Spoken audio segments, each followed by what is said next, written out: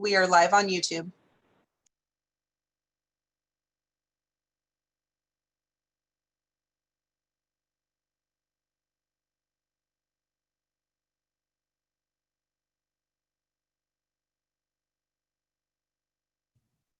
Thank you, Rocky.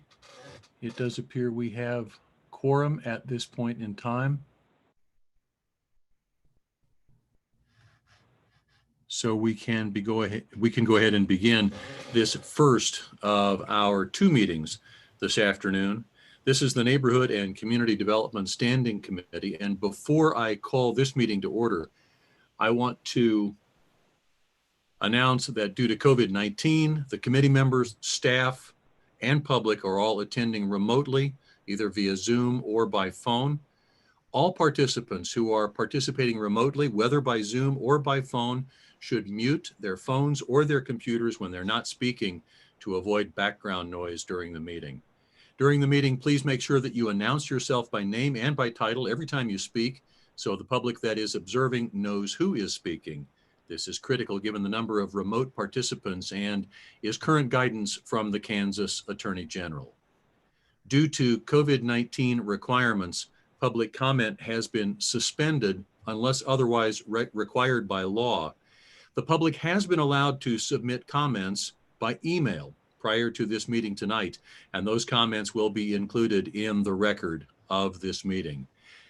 So I will go ahead and call this meeting of the Neighborhood and Community Development Standing Committee to order and ask the clerk to please call the roll. Roll call. Walters? Here. Johnson? Here. Townsend? Here. Burrows? Here. McKiernan? Here. Thank you so much. There were no revisions to our agenda after it was originally published. So our first item of business is approval of our standing committee minutes from our meeting of May 4th, 2020. Walters, move for approval. Johnson, second. There is a motion and a second to approve those minutes as submitted. Given the oddity of this Zoom arrangement, we'll go ahead and have a roll call vote for acceptance of those minutes.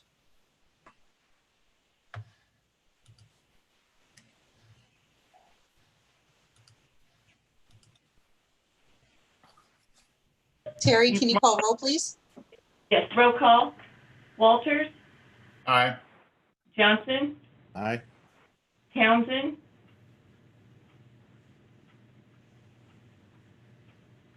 Townsend? Aye. Burrows? Aye. McKiernan? Aye. Thank you so much. One of these days, we will all be back in the same room when we can have a simple assent vote to approve the minutes. That takes us to our committee agenda this evening. We have two items on that committee agenda. Both are from Land Bank, and I believe I'm going to recognize Catherine Carter, our Director of Economic Development, to present both of these items. Thank you very much. I am actually going to hand it off to our new acting land bank manager, Judd Knapp, who is coming to you from his home as well. So Judd, if you could share your screen, if you have that up. Will do. Great, thanks. Welcome, Judd. Glad to have you here. Thank you so much. I'm glad to be here. I have to say, first, I'm filling some pretty big shoes with Chris Slaughter leaving, and I hope to build on his successes with the land bank. So, we have one property acquisition this week. Let me go. It's at 725 South 4th Street in Edwardsville. This is an existing, I put cell tower, but it's actually a communication tower. Mr. Ricketts told me there's a completely different rule set with each one. So this is a communication tower. And this is to provide low-cost internet service to the residents of Edwardsville. You can see from my maps that the star there is just south of the Edwardsville City Hall. Brick Ricketts is the one that's applying for this. He's current on his taxes and has no code violations. It's currently zoned R2, but he's working with the city of Edwardsville, Mike Webb, to get a special use permit. And during this process, they will go through public hearings to get the special use permit. At the time I made this PowerPoint, we had no objections, but we now have two objections from the Land Bank Advisory Board. And the purchase price is $5,000.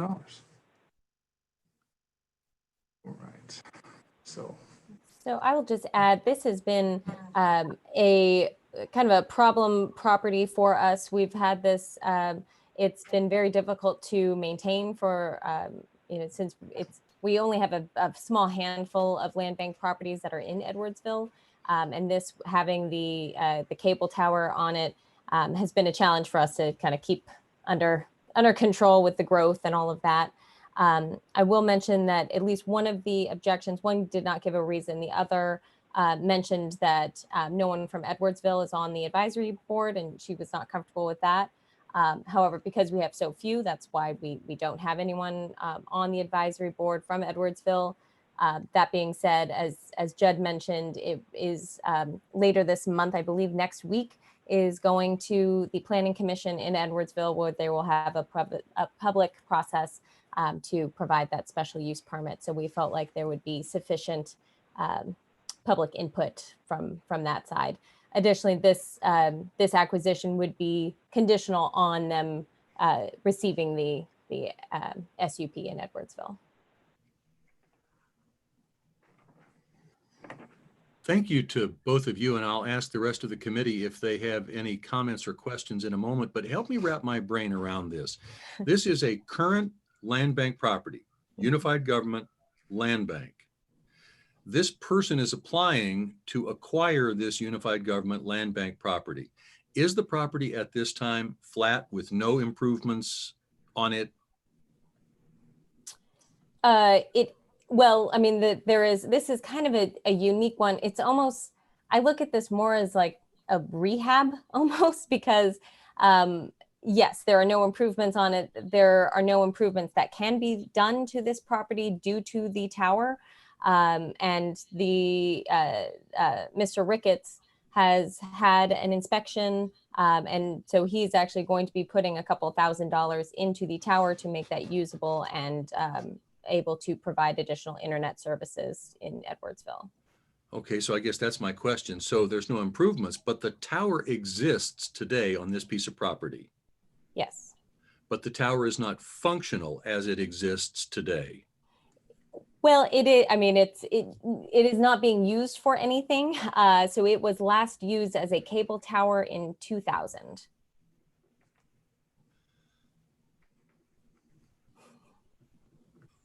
Okay, so he's going to acquire this land and he's going to acquire the tower. Correct. And then he's going to put the tower into use. That's correct. I will say this is a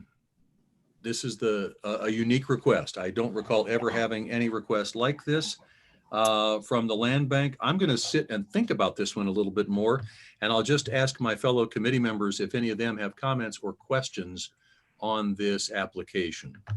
I do. This is Commissioner Johnson, Catherine, and it's probably water under the bridge, but since 2000, has the UG owned not only the land, but the tower also? Have we all been the owners of that tower? So we have been the owners of the tower. I don't know the exact date. I could look it up pretty quick. But it's been a long time. Okay. And does that tower have any value at all?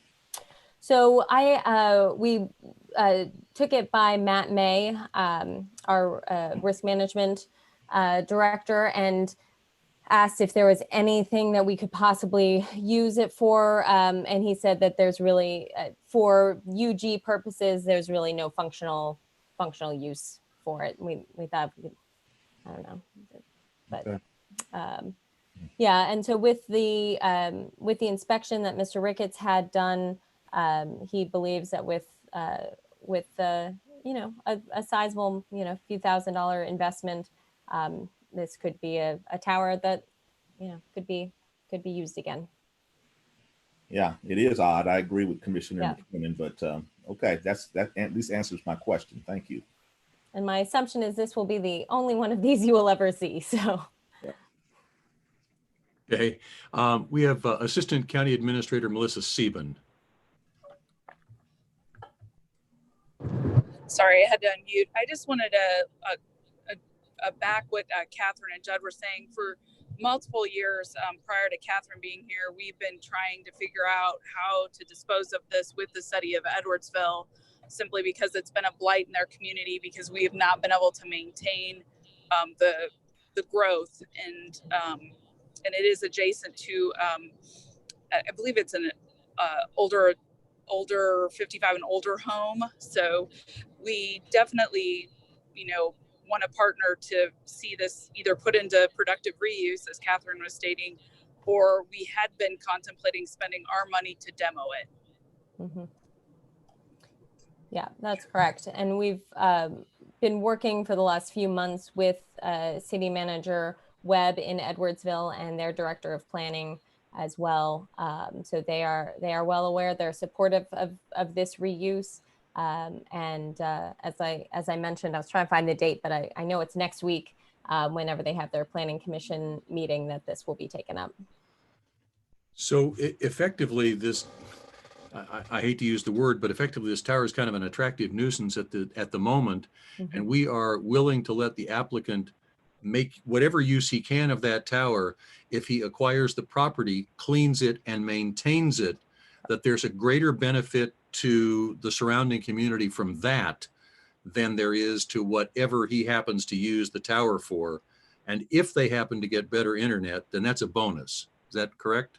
That's correct. It's also a very difficult, even if we were to, it would cost many thousands of dollars to demo. We did get last year, I believe we did get a number on what that would cost. It would be fairly substantial. And then with the retaining this kind of retention of creek going through, it's just not not a property that could be easily reused, and you're not going to build a house on it or anything. It's kind of floodplain. Okay. Any other comments or questions from members of the committee? I'd move for approval. This is Walters. Harold Johnson, second. So we have a motion and a second to approve this application as submitted. Before we go to a vote, I just want to go back and have Judd clarify. You said we had 2 communications regarding this application. One was from a person who was concerned about lack of representation on the Land Bank Advisory Committee. Correct. Remind me again what the second communication was. It said he would contact you directly. It didn't tell me anything. And none of us have received said contact. All right, it would appear that we have not. We have a motion and a second to approve this application as submitted. Roll call, please. Roll call. Walters, Aye. Johnson, Aye. Townsend, Aye. Burrows, Aye. McKiernan. Aye. Thank you so much. That takes us to our second land bank item tonight, and that is an update on the land bank rehab program. All right, this is Judd Knapp again, the land bank manager. I'm giving you a rehab update. To date, we've had 57 completed rehabs, and that's an appraised value increase of $3.1 million. Provided you a map of where all of our rehabs have been located, our completed rehabs. We have 48 rehabs that are currently in progress. And we have 47 houses that have been demoed, and there's 8 currently on the demo list. We have one completed rehab at 746 Lafayette. Its appraised value when it came into the land bank was 3,800. It's currently on the housing market for 109,000. There's some before and after pictures of the inside in the living room area. This is the bedroom, and this is the bathroom. And that's the update.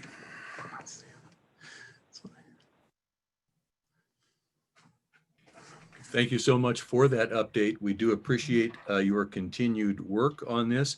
Does any member of the committee have a comment or a question for Mr. Knapp on the rehab program? This is Harold Johnson, Commissioner Johnson, and I appreciate the work that you all are doing.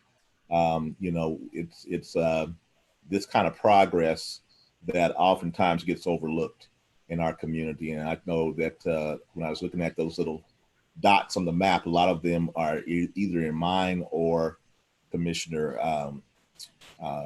Townsend's district. So again, I want to commend you all on the work that's being done. It's incrementally making our community safer and improving the quality of life. So thank you for that. And with that, I will move for approval. Thank you, Commissioner. This actually was an item that was for our information only. So we'll bank that motion for a later meeting. And at this point, we'll say thank you to Ms. Carter and Mr. Knapp for their presentation tonight. There is no further business on the Neighborhood and Community Development agenda. Therefore, this meeting is adjourned, and I will hand control over to Commissioner Burrows for Economic Development and Finance. Thank you, Brian. As you all know, we have a full slate this evening, but before we even get started, I will make an announcement. I will call the meeting of Economic Development Finance Standing Committee meeting to order. But I want to announce that due to COVID-19, the committee members, staff, and the public are attending remotely via Zoom or by phone. All participants joining by phone should mute their phones when not speaking to avoid background noise. During the meeting, please make sure that you announce yourself by name and title every time you speak so that the public that is observing knows who is speaking. This is critical given the number of remote participants and current guidance from the Kansas Attorney General. Also, due to the COVID-19 requirements, public comment has been suspended unless otherwise required by law. The public has been allowed to submit comments by email prior to the meeting, and those comments will be included in the record of this meeting. With that, I will now call the meeting of Economic Development Finance Standing Committee to order, and I want to welcome everyone to the meeting. So I would ask at this time for the clerk to please call roll. Roll call. Bryant? Here. Walters? Here. Johnson? Here. Townsend? Here. McKiernan? Here. Burrows? Did you hear me? Here. Here.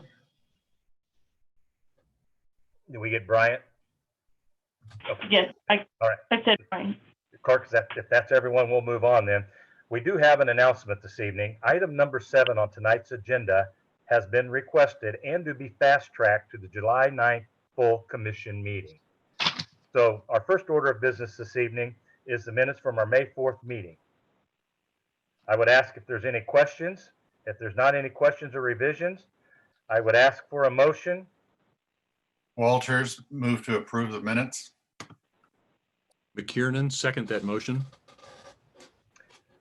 Okay, we have a motion and a second. At this time, I would ask the clerk to please call roll. Roll call. Bryant? Aye. Walters? Aye. Johnson? Aye. Townsend? Aye. McKiernan? Aye. Burrows? Aye. Thank you, committee. Now that the minutes have been approved, as I stated earlier when we started, we have 7 items on our agenda this evening. Item number 1 is the first quarter 2020 budget to actuals report. I'll ask Kathleen Von Atchen and Reginald Lindsay to present this item. So at that, Kathleen, please. Thank you.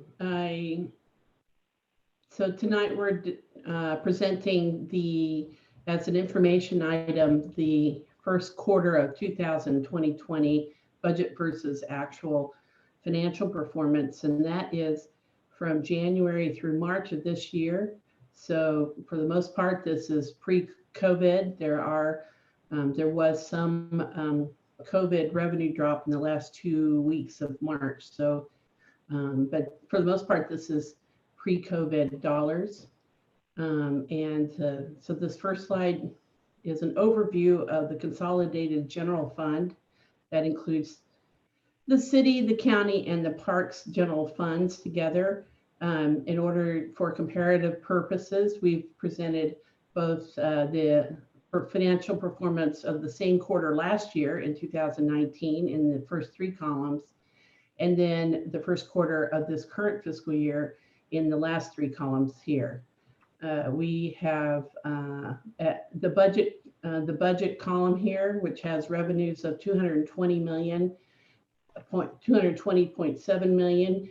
This is the original budget revenue estimate, and the expenditures are the original budget as adopted last July. So as you can see, the net difference between revenues and expenditures of the consolidated general fund as adopted last July sought to seek $3.5 million from the fund balance. And so we are estimating that the fund balance will end at $23.3 million here. But actuals have come in for this first quarter. They totaled $76 million, which was 34.5% of the total budget. One quarter, it equates to 25%.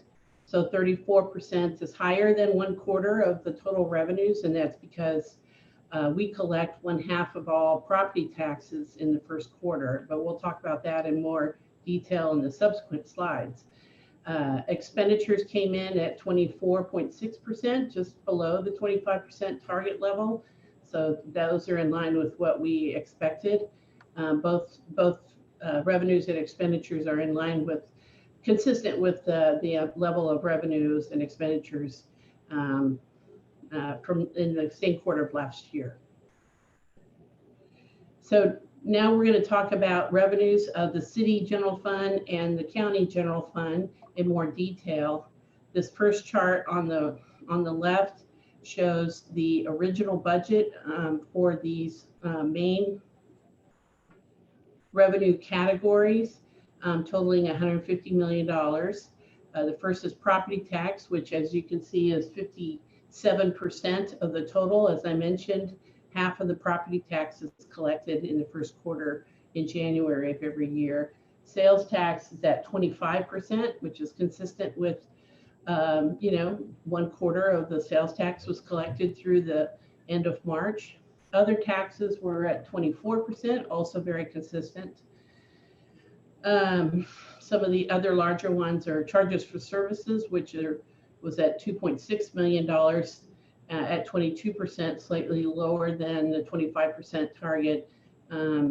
But that's mainly because a number of charges for services don't really follow evenly throughout the year. Most of the charges for services are collected, throughout the year, depending on utilization. For example, just various things that, some of the charges, there's more charges for services collected in the summer rather than at the beginning of the year. So fines and forfeitures are consistent.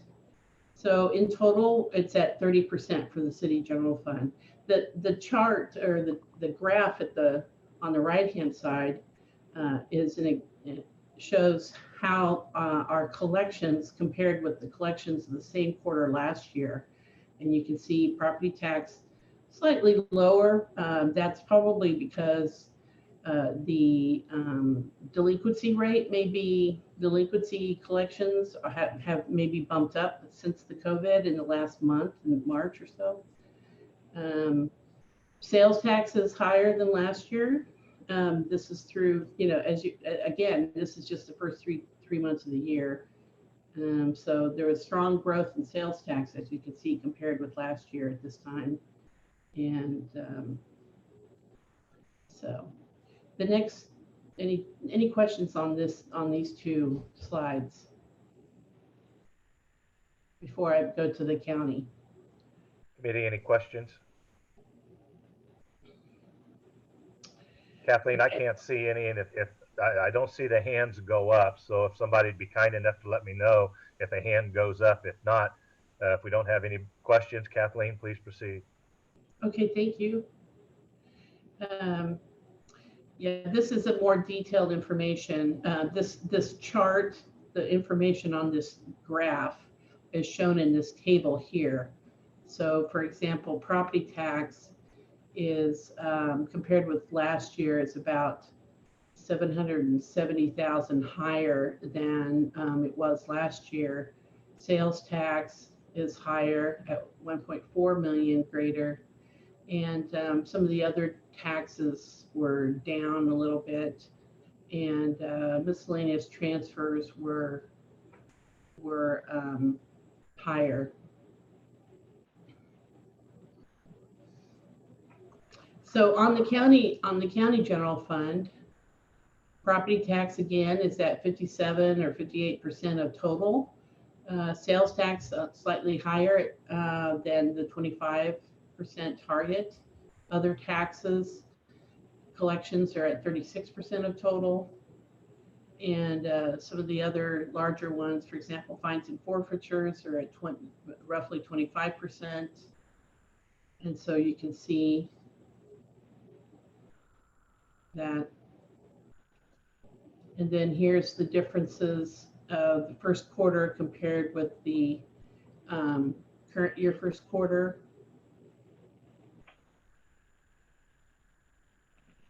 So strong growth in various areas. The increase in property taxes mainly due to the improved assessed value, because the mill rates are the same. On this, now the rest of these are city and county expenditure information, and so I'm going to hand this off to Reginald Lindsay, who will be presenting the expenditure side and the rest of the charts. So. Mr. Chair, I'm sorry, I think I have my hand up, but before we go there, can I just ask a question real quick of Kathleen? Okay. I'm looking at the graph, and it shows under figure 3. I'm looking at table 7 compared to figure 3. Is that the same information just translated in terms of a bar graph from the actual table? Should be. Because it looks like the graph is showing that our property taxes for the current period are lower than the prior year. And I just want to make sure that I'm not looking at that incorrectly, because the table says that our property taxes have gone up from almost 22 million to 23,177,000, a difference of 1,178,000. Am I looking at this incorrectly? Well, so this graph, right? It shows the percentage of the total. So although you're correct in saying, for example, that property tax total was greater in 2020 than it was in 2021 for the first quarter in terms of dollars, but in terms of the total revenue, it's slightly below. Okay, so as a percent of total revenue. Of total, yeah. Okay, yeah, I see that what it says at the heading there, but it's still kind of confused me. Okay, that's as long as I understand it. Thank you. Good question, absolutely.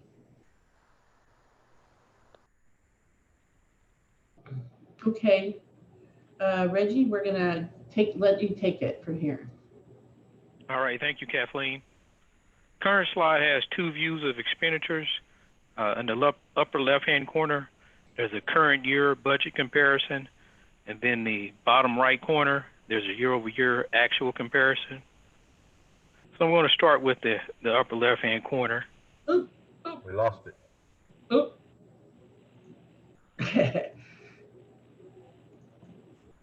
Sorry about that.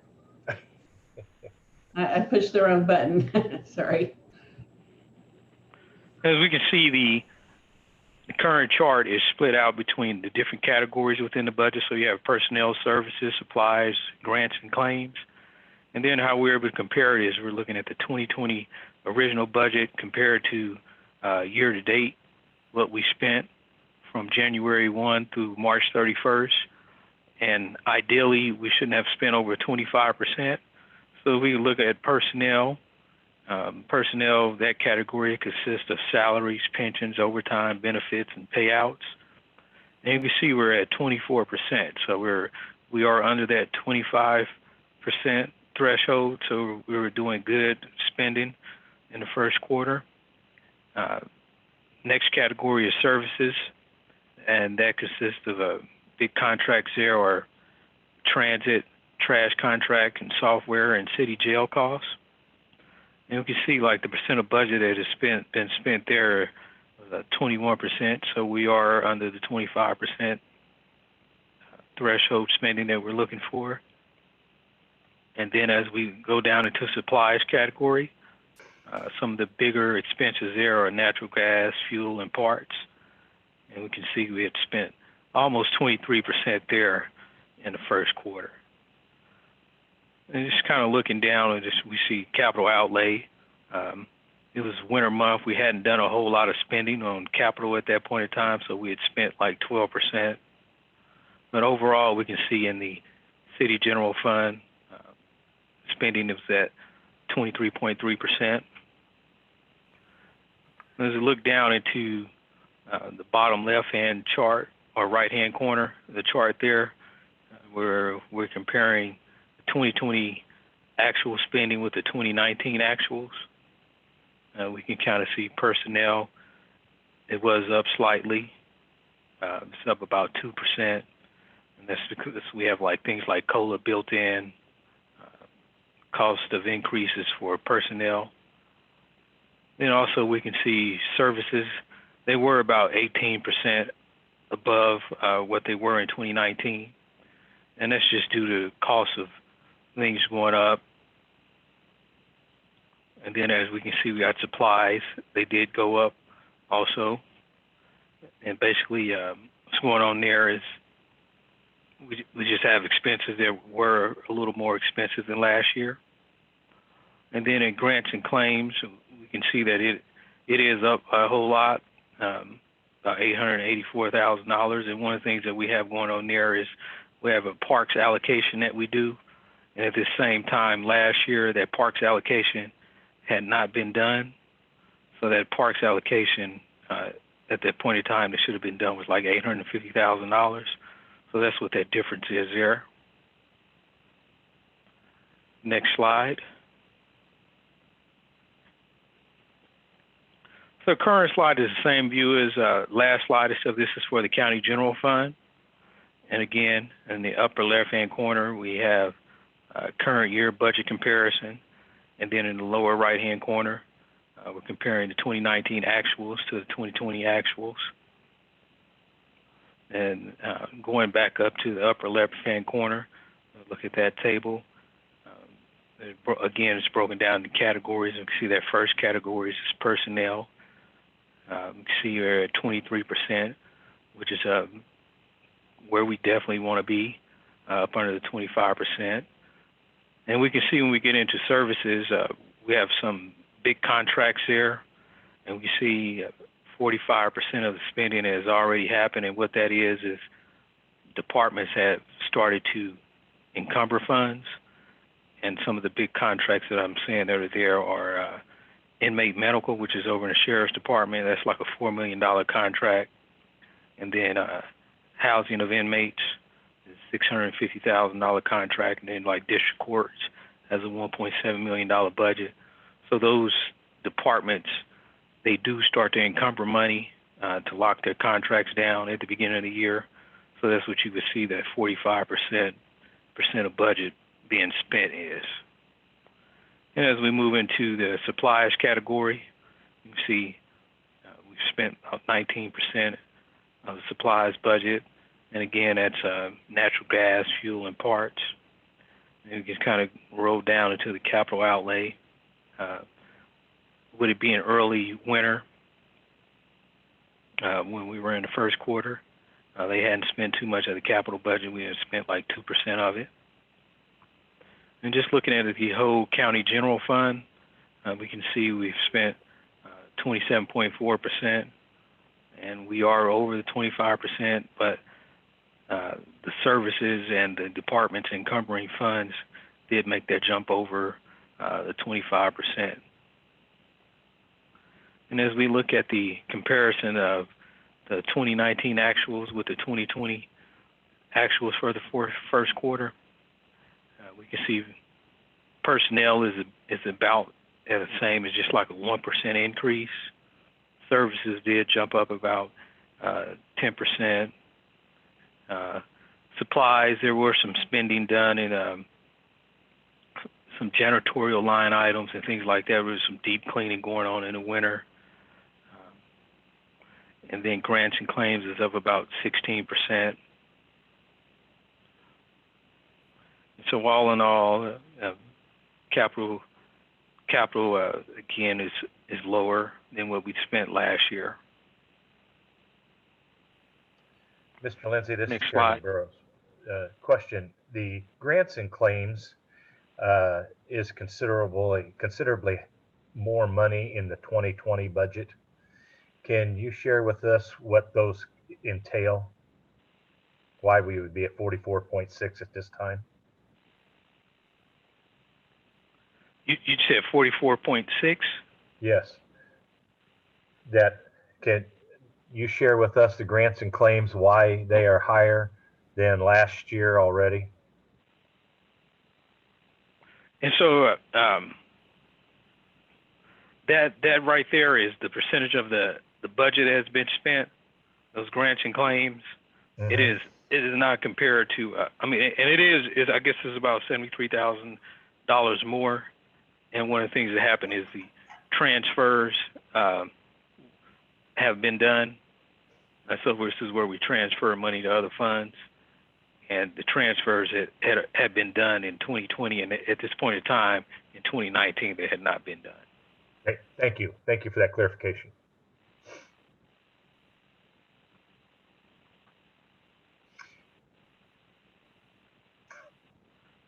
So the current slide is a snapshot of all other tax levy funds.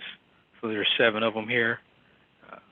The revenues are on the left side of the page and expenditures on the right side of the page. And a rule of thumb is, as Kathleen talked about earlier, you want to make sure that revenues, one of the things we want to look for is revenues being over 25%.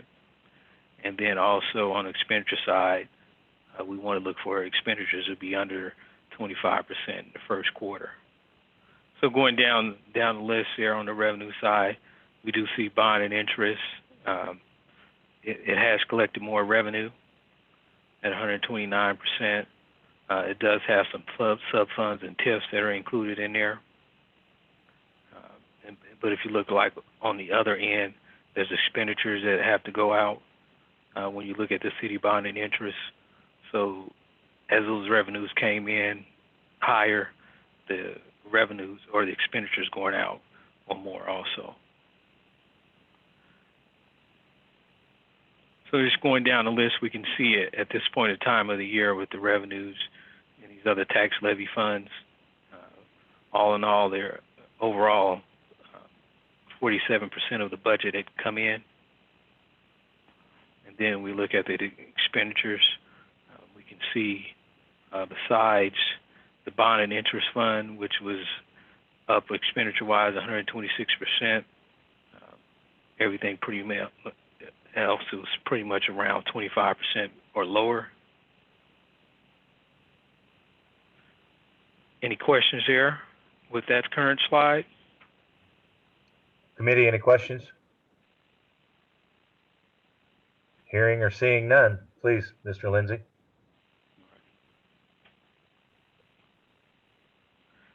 And this final slide is a snapshot of all our 19 other funds, which consist of special revenue funds and enterprise funds. And again, as the prior slide had revenues on the left, this one also does too. And then also expenditures are on the right. And again, one of the things that we look for is it's nice to see revenues over 25% at this point in time of year. And then expenditures, we like to see them under 25%. As we look at the expenditure side, there is a department that is over, or two funds rather, that are over the 25%. That would be Parks and Rec and Sunflower Hills. Parks and Rec is at 39%. Then Sunflower Hills is at 41%. So one of the things that both of those departments are doing at this point in time of the first quarter is they're getting ready for their seasons coming up. So they do spend a little bit more of their money at the beginning of the year.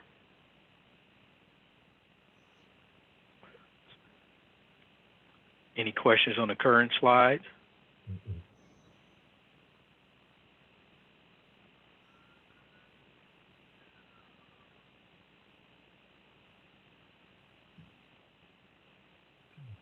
Any questions or comments? Is that it, Mr. Lindsay? Yes, that is it. Okay, thank you. Kathleen, you have anything else to report? No, Committee? nothing at all. This is for information only. Correct. Committee, any questions, any comments?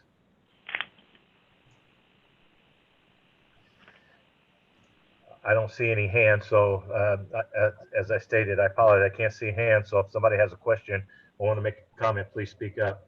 There are no hands up, Commissioner. Okay, thank you. With that, as stated, it was for the information only. So we'll move on to item number 2, which is the utility system revenue bonds. It's issuance of utility system revenue bonds. I'll note that staff has requested that this item be fast-tracked to the July 9th full commission meeting also. So with that, Kathleen, Von Etchen will make comments again. So I'd ask Kathleen to please present.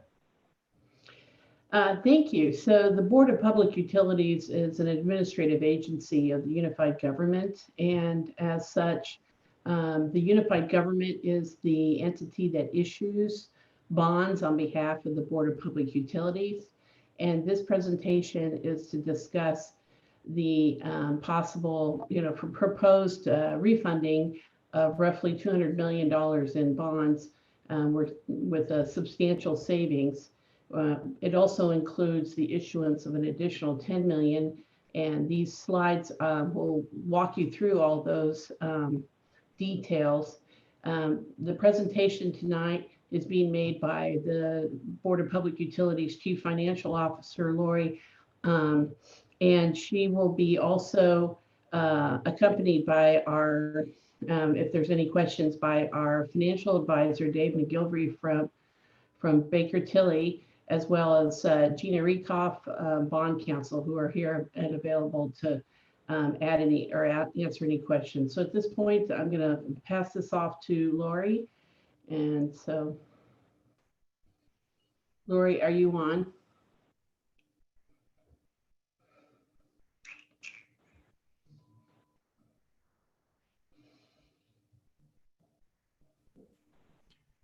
Kathleen, I can tell you that she is on, but currently her microphone is muted.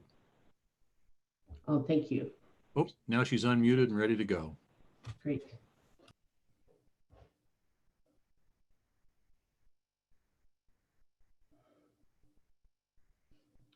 Lori, we can't hear you.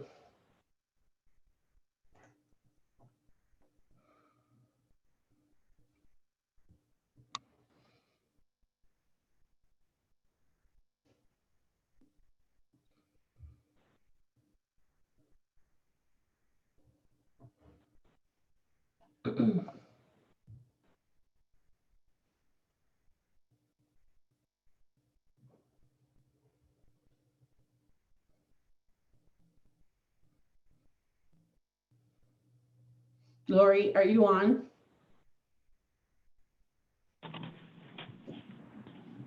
Hello? Hello, Lori. I'm sorry, I had to move to another machine because I wasn't able to get my audio on there. I apologize. Not at all. Okay, so good evening, everybody. As Kathleen said, my name is Lori Austin, Chief Financial Officer. Also in the room with me at the time is Bill Johnson, our General Manager. So I just have a short PowerPoint presentation to talk through the refunding transaction. On slide 1 there, as you see, there are 4 bond issues that we are looking to refund. The Series 22A bonds is a current refunding and will be considered a tax-exempt refunding. We also have our Series 2011A, 2012A, and 2012B. They will be a taxable advance refunding. On the next slide, gives us our overall refunded amounts. So we're looking to refund about $201 million of bonds within the 4 series. That gross savings is about $17 million. And our net present value savings is about 8%. On the 2010A and 11, the savings there is about 11%, and then about 5% on the 12 and 7% on the 12B bonds. The next slide just is an overall picture of the BPU's current debt and also after the refunding. Our anticipation is to take the savings from the bond refunding and apply it in the 2021, 2022, 2023 time period. As you can see within the current levels there, that's our max annual debt that we're coming up on. So this will help in lowering that max annual debt. We will be able to have a small amount of savings that will be layered out throughout the period of 2037. When we go to market, so we will only be taking the maturities that generate positive savings. And currently, when we ran our numbers, this $201 million is representative of that. The next slide, we are also looking to add $10 million in new money.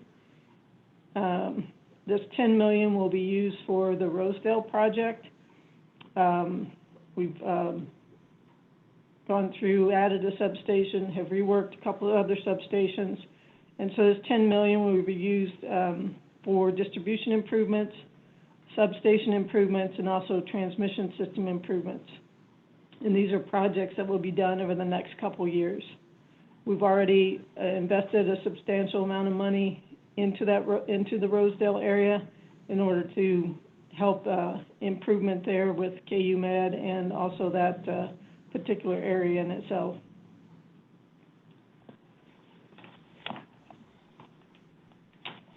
The last slide there, some of the money that will be, some of the projects that we'll use for the financing will be for our transmission systems, to include some fiber optic, and that'll be between a couple of our substations.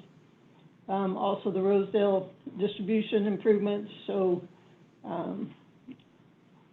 installing new distribution system throughout the Rosedale and Fisher substations, transfer our 15 kV feeders from Fisher to Rosedale, and then also construct some backup feeders for reliability.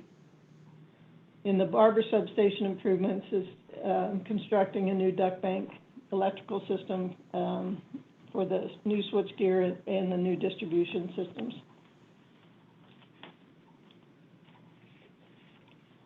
I will say that this item was presented to the BPU's Board of Directors on June 17th in resolution number 5254, which I believe you have was approved. Our proposed schedule, do you want to go to the next slide there? Our proposed schedule, we will begin our rating calls the week of July 20th in anticipation of pricing our bonds the week of August 17th. So at this time, I'll turn it over to Gina Rieckhoff with Gilmore and Bell, have her walk through the bond process and the resolutions for today and our process moving forward. Gina? Good evening, Gina Rieckhoff with Gilmore and Bell, bond counsel to the Unified Government. So on your agenda this evening, the first item you have is a resolution. That resolution is related to the new projects that Lori just discussed and authorizes the issuance of bonds for those new projects. This action is required both under the charter ordinance that created the BPU and also under state statute. If the commission approves this resolution, we will publish a notice of the intent to issue these bonds in the Wyandotte Echo, and there'll be a 15-day protest period following the date that notice is published.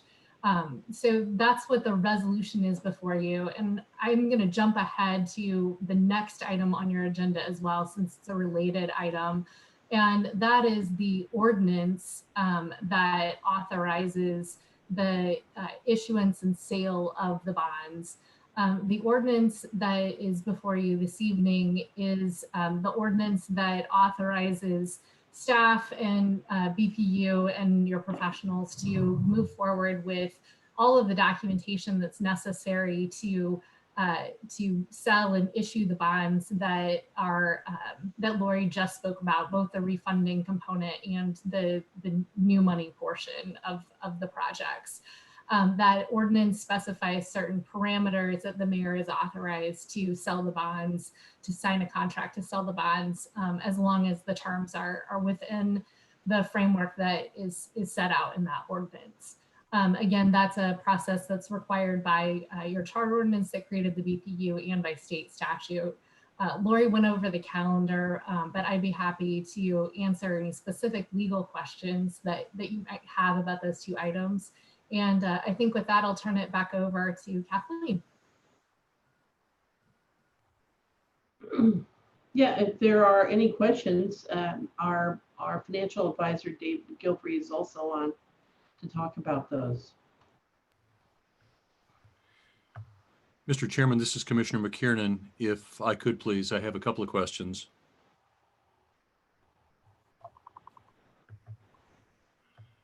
First of all, I just want to clarify, and thank you to Gina for kind of laying that out to me. I was a little bit confused initially when we talked about refunding or refinancing and then issuing new, but you've now clarified we have a resolution for the new and an ordinance for the refinancing, and they are two separate items, because I was going to ask if we needed two separate motions.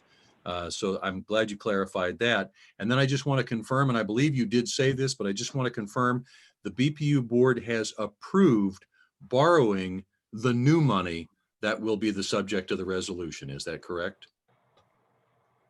Gina Rieckhoff with Gilmore and Bell. Yes, that is correct. The BPU board adopted a resolution, as Lori discussed, both requesting that the UG Commission approve the new bonds and requesting that the Commission move forward with a refinancing of the bond transaction as well.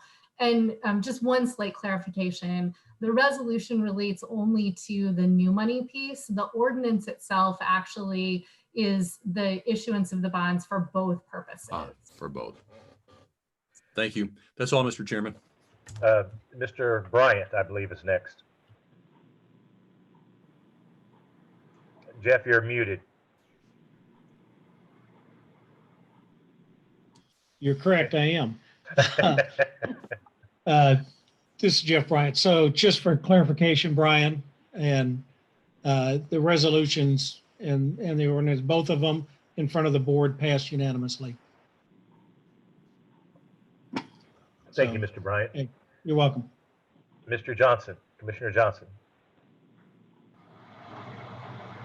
Thank you, Mr. Chair. I just have a question for whoever put together this presentation. We have a bar chart that talks about the refunded debt structure.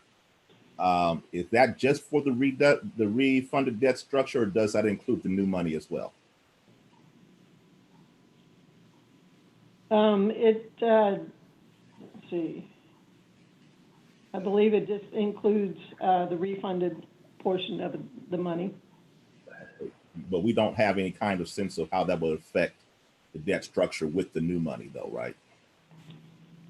Right. The new money will be a 30-year bond and be level payment throughout the 30 years. Okay. I'm sorry, 25 years. 25 years, not 30. Okay. I would have loved to see how that played out with this debt, with the debt structure as well, with the new money, but that's fine. This is Commissioner Burrows. I would assume that that's a discounted rate compared to what rate we have today.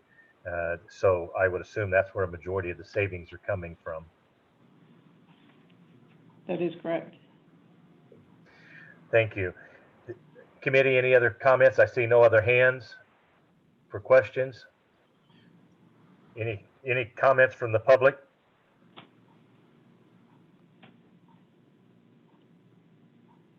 Seeing none. This item does take action. I'll ask the clerk if there are any comments from the public. Seeing none, we will then ask the clerk to call roll. Oh, I'd entertain a motion first. I'm sorry. Apologize. Entertain a motion for approval. Chairman, do we have to do these as two separate motions? Yes, I believe we do. They're two separate items. One is the ordinance, and the other one is the motion to deals with the issuance, and the other one is the ordinance allowing for the sale. This is Jeff. Go ahead.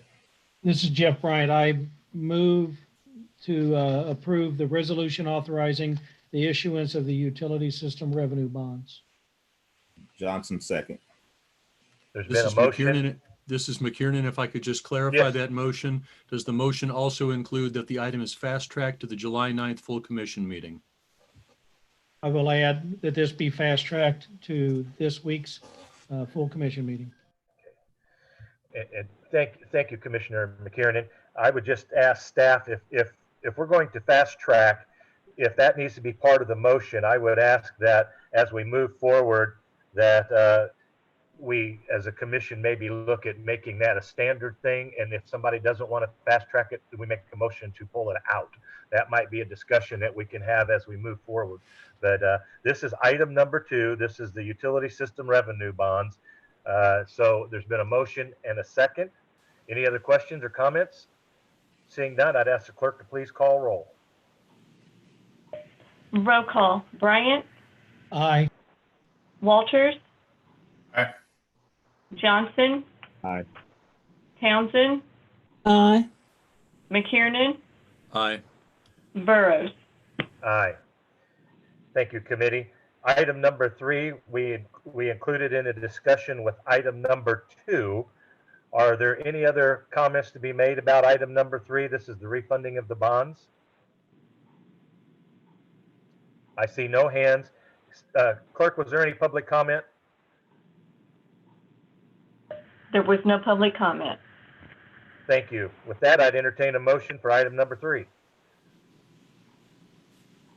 Motion to approve. This is Commissioner Jeff Johnson? Bryant. I second. Okay, just for the record, Commissioner Johnson made the motion and committee person Jeff Bryant made the second. Clerk, if you will please call roll. Roll call. Bryant, Aye. Walters, Aye. Johnson, Aye. Townsend, Aye. McKiernan, Aye. Burrows. Aye. Again, thank you, committee. That we're moving right along. Item number 4 is the purchase agreement for the Woodlands. And I believe we have Catherine Carter, who will be making the presentation this evening. So, Catherine, if you need a minute, if not, we're ready anytime you are.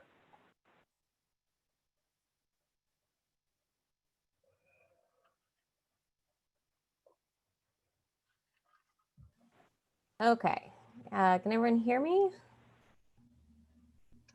Yes? Yes, we can hear you. Okay. Fantastic. And see my screen. Yes, we can. Wonderful. All right. Thank you very much. I'm Catherine Carter. I'm with the Director of Economic Development here at the UG.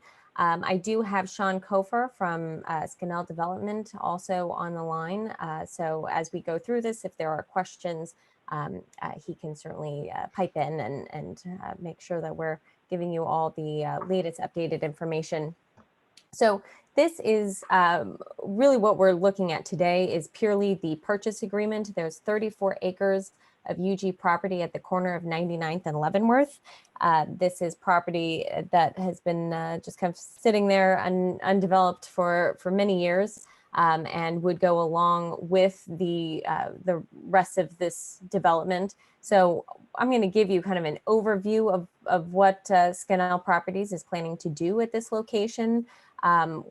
I'm not planning to get into any of the real planning commission type of questions here. We'll kind of, hit on some, but, certainly want everyone to know who is either watching or as well as the commissioners that this is going to the Planning Commission, I believe planned for the 13th of July. So they will certainly get into all the nitty gritty, and so we'll kind of keep it somewhat high level here tonight.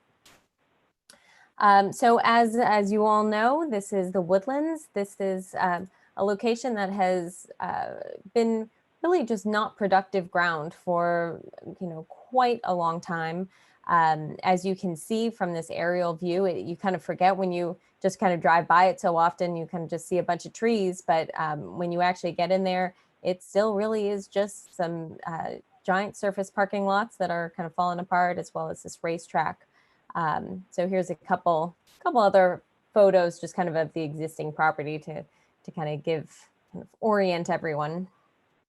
So this is a property that there's not been a real useful activity there for obviously some time. It is in a location in the metro that is very desirable. You are of course very close to 435, which gets you very anywhere, not only in the region but also in the country.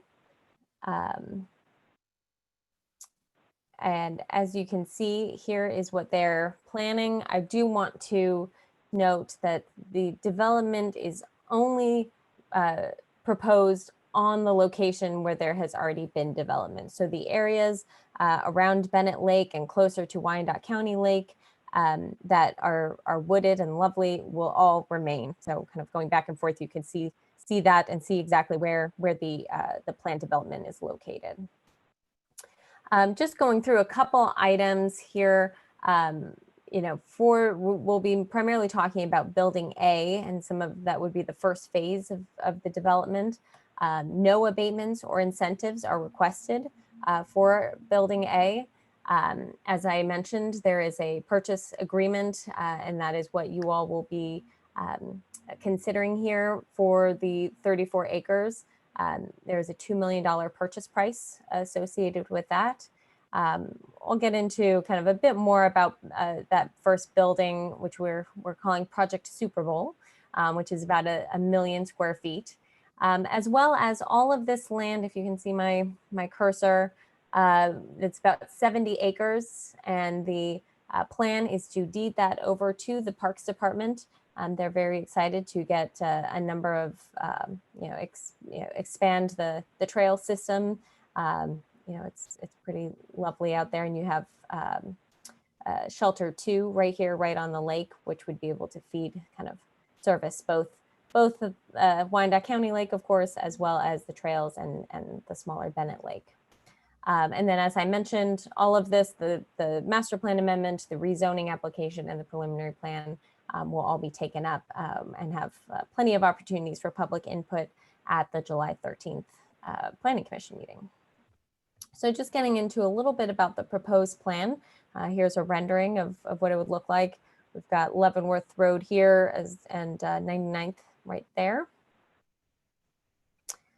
A couple things that I do want to point out in this first one, we've worked with Scannell to be able to provide some neighborhood retail. There is a decent amount kind of to your east a bit, but then really until you get to the Legends in that area, you don't really see too much retail. So thought that this would be a nice area to be able to add some amenities there, as well as for the folks that will be working in this location.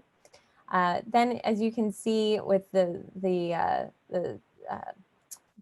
picture to your right, this shows exactly the parkland, that 70 acres.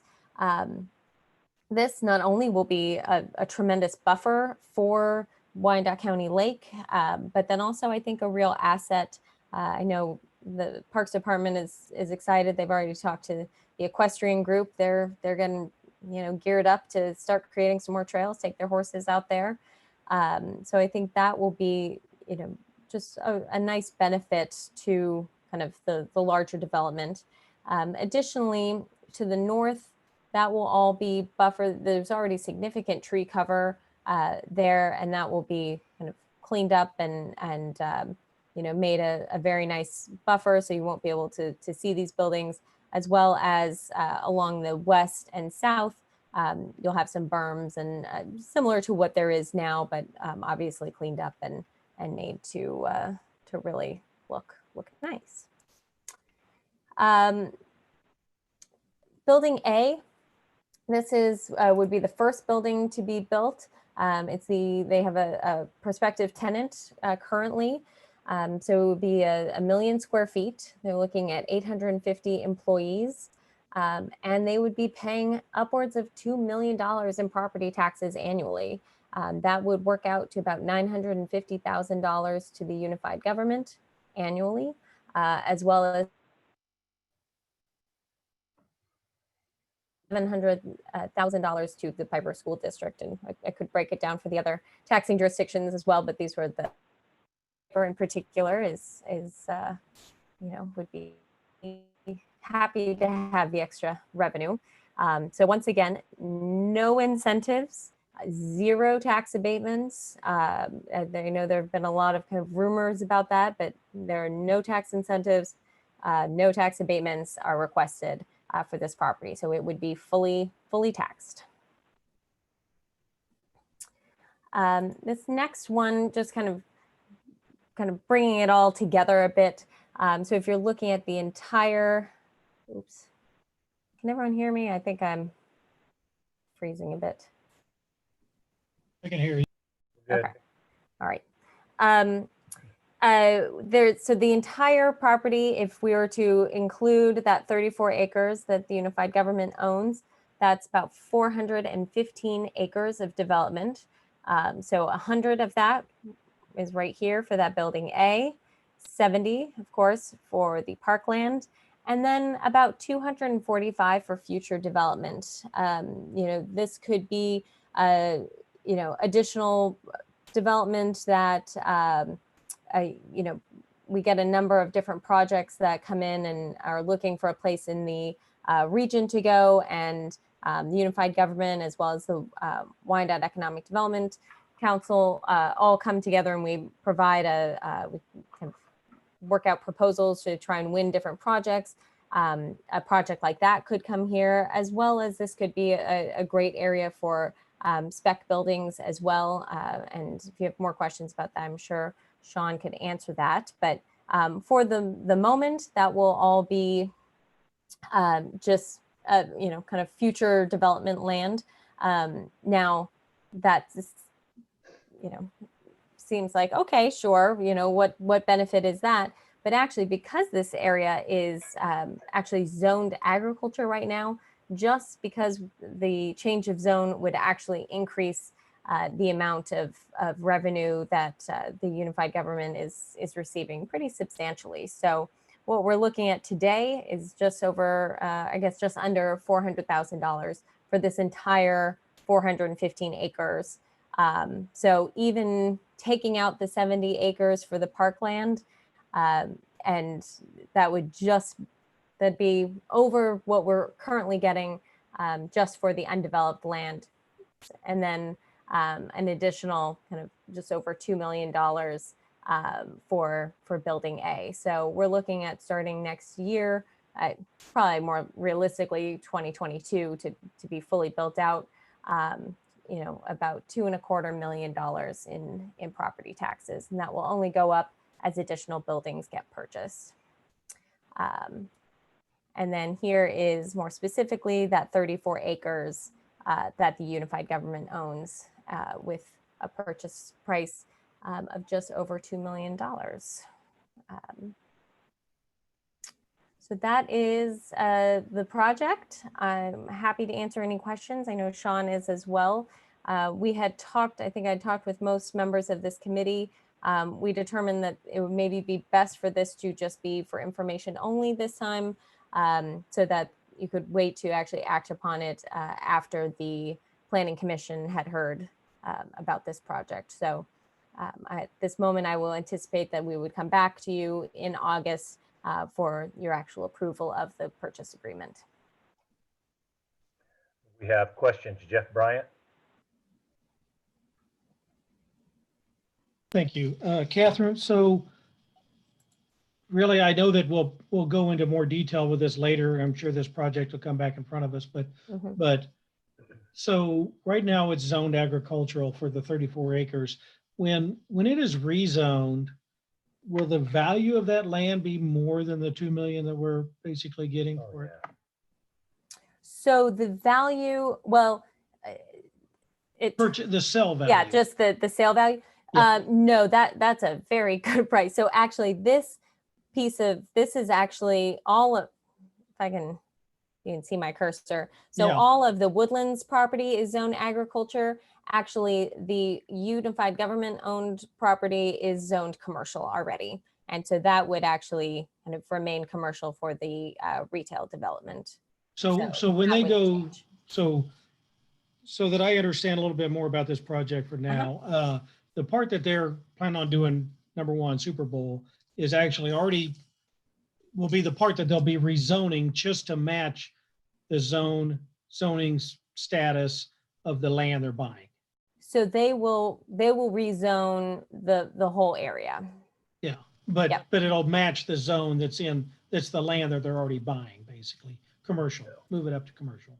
Yeah, it would actually be M2. Okay. Is what and my only other Catherine, question.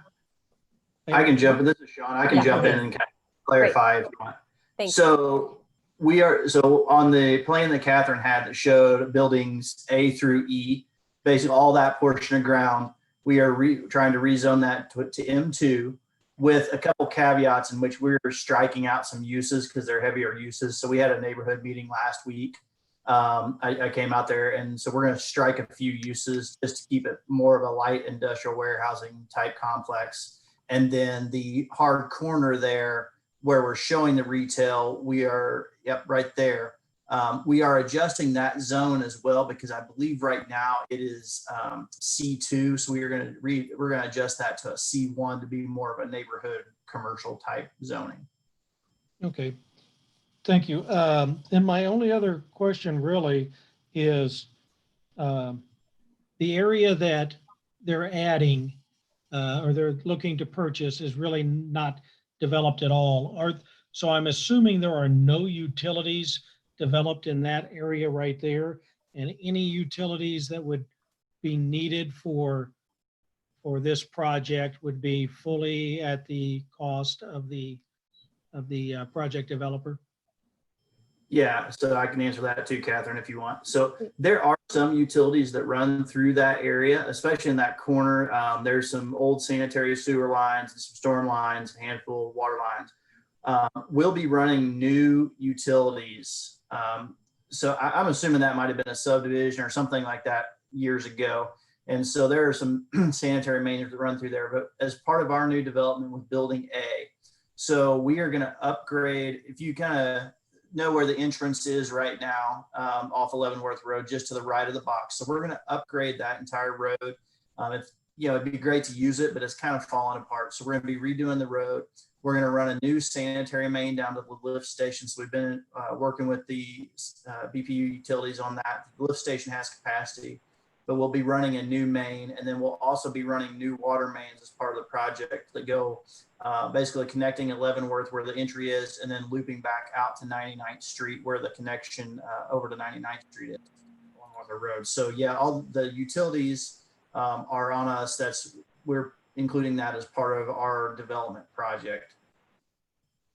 Thank you. That was all my questions. Thank you, Mr. Bryant. I don't see any other questions. I do have a question. Catherine, can you share with me what the city has in total cost on that 34 acres, what that value has been to us over the years?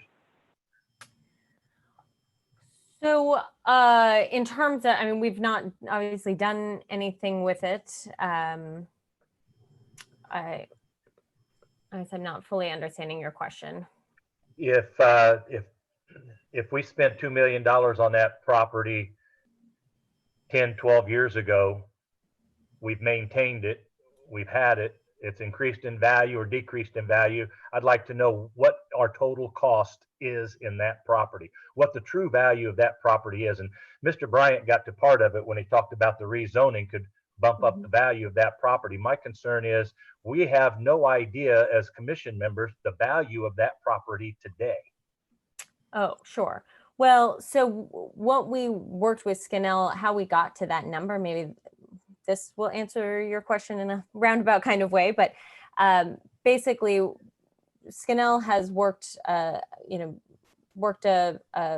option agreement for this property, the remainder of this property with the current owner, which I think is a very generous offer. So it's a $1.36 per square foot for the whole area. And so we said that we would be happy to sell our property, but it would be at the same rate. So there would not be any kind of property swaps or discounts. We weren't going to just throw in the property, and Skinnell has agreed to pay the same rate that they are paying for the rest of the ground. I understand that part. I know it's a little over, it's just under 5,900 an acre, I think, something like that, if I read it correctly. I'd just like to know what we have invested in the property. If we have $20 million invested in the property over the time that we've owned it, and we're selling it for $2 million, that's not a very good deal for us. So it doesn't matter to me. I just think public should know that land, what the true value of that land has been to the local unit of government. I can certainly look into seeing. I don't think we have invested other than potentially the original purchase price. Since then, I'm not aware of really any investment that has gone into it, but I can certainly look into that and get back to you. And that sale of that 34 acres, is that going to be contingent on the planning and zoning approval for the rest of the development? Yes, correct. So it's probably a good thing that we're not taking action on this evening, because if planning and zoning went down, I believe it's Mr. Coffer would have a contract with us if we were to do this. So it's in the purchase agreement. So even if you were to pass it tonight, there's poison pill. Yeah, I mean, it would. There is a contingency in the purchase agreement that said if they do not move forward with the purchase of the remainder of the property, which is contingent on the planning commission, then it wouldn't move forward. So, but yes. All right. So this go ahead. I'm sorry. Sorry, I just got a note. So we actually got the 34 acres through a tax sale. So we have not put any money into any of this property that we own. There has to be some value there. Has it been appraised? There has to be some value to that property to us as a city. And I know the $2 million, I don't know if $2 million is a good deal. I don't know if it's a bad deal. as a commissioner that in the community, we see our values going up. This is set vacant for 20 years. It has to have some value. So I was just curious if the $2 million is a good deal or a bad deal. Yeah, it has been appraised. I don't know it off the top of my head, but certainly when I come back, hopefully for you all to take this up in August, I will have that number ready for you. Well, thank you. And I wasn't trying to be argumentative. I just wanted to ensure that we have all the information in reference to the value of that property, not only for development for this project, but in contingency with all of the other proposals. So the fact this was for information only, I will ask if there was any comments from the public. We did receive a communication from Jeff Miles in stating he was in support of the project, of the redevelopment. Okay, thank you. Any other comments from any of our participants? Okay. Mr. Chairman, this is Jeff Yes, sir. Bryant. So just a couple things. I did receive a comment from a citizen that they were opposed to this project. So that's the only one that I received. But I would like to expand just a little bit on what you brought up, Commissioner Burrows. So Catherine, how many acres is the Old Indian Spring site? Just over 80. And we sold that for 1 million. Correct. So I think the 2 million for 34 looks like a fairly good value for us. Thank you. Thank you, And Mr. I'll Bryant. just add, Mr. Ross, this is Sean. I'll just add that Mr. Ruffin, who we agreed to purchase the rest for, is not the easiest of negotiators. Money really doesn't matter to him, so he wants to take plenty of it. So the per acre price that we have agreed to with him is the same one you got here. So. Yeah, I believe Mrs. Carter reiterated that in her comments. Yeah. And Mr. Coffer, I hope I'm pronouncing your name properly. Is it Coffer? It's Kofer. Kofer. Excuse me. I apologize, Sean. No Mr. problem. Kofer, I do understand that. I, like other members of the commission, have received calls and questions in reference to the development, and it's our job to ask those questions and get that information. And this was a perfect time to do it. The fact we're not taking action on it this evening, it gives us time to request that information so that we have it moving forward, in all fairness to you and in all fairness to our constituents. So I want to take advantage of that opportunity this evening and ask that question.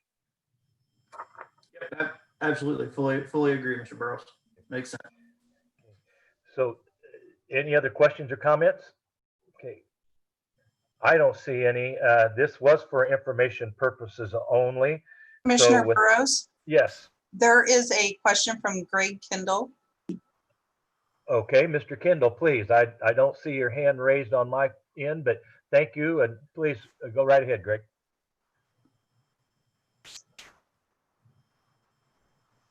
Give me just a second. He keeps moving on the screen. I can't unmute him. There he is. Yeah, Commissioner, this is Greg Kendall with the Wyandotte Economic Development Council. I think that 2 million is slightly more important than just being a sale price, if I'm not correct.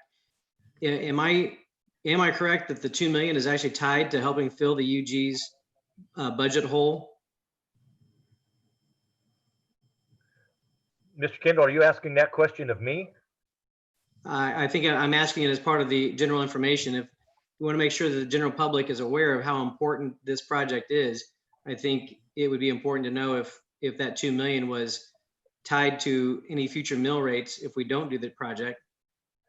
Mr. Burrows, this is Kathleen. I'm happy to answer that question. Please go ahead, Kathleen.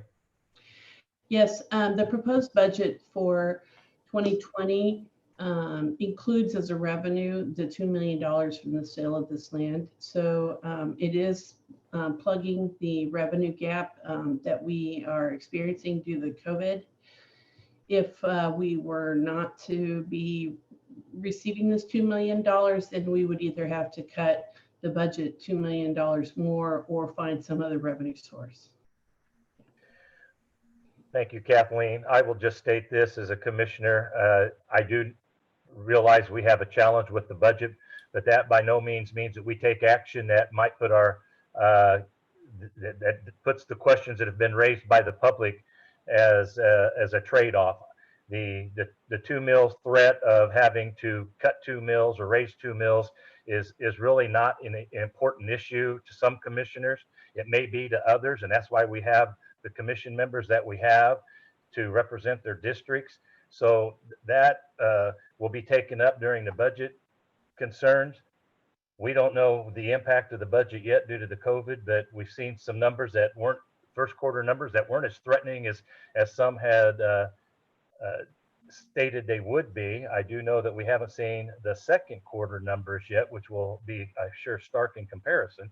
But at the same time, this development is not contingent on our budget.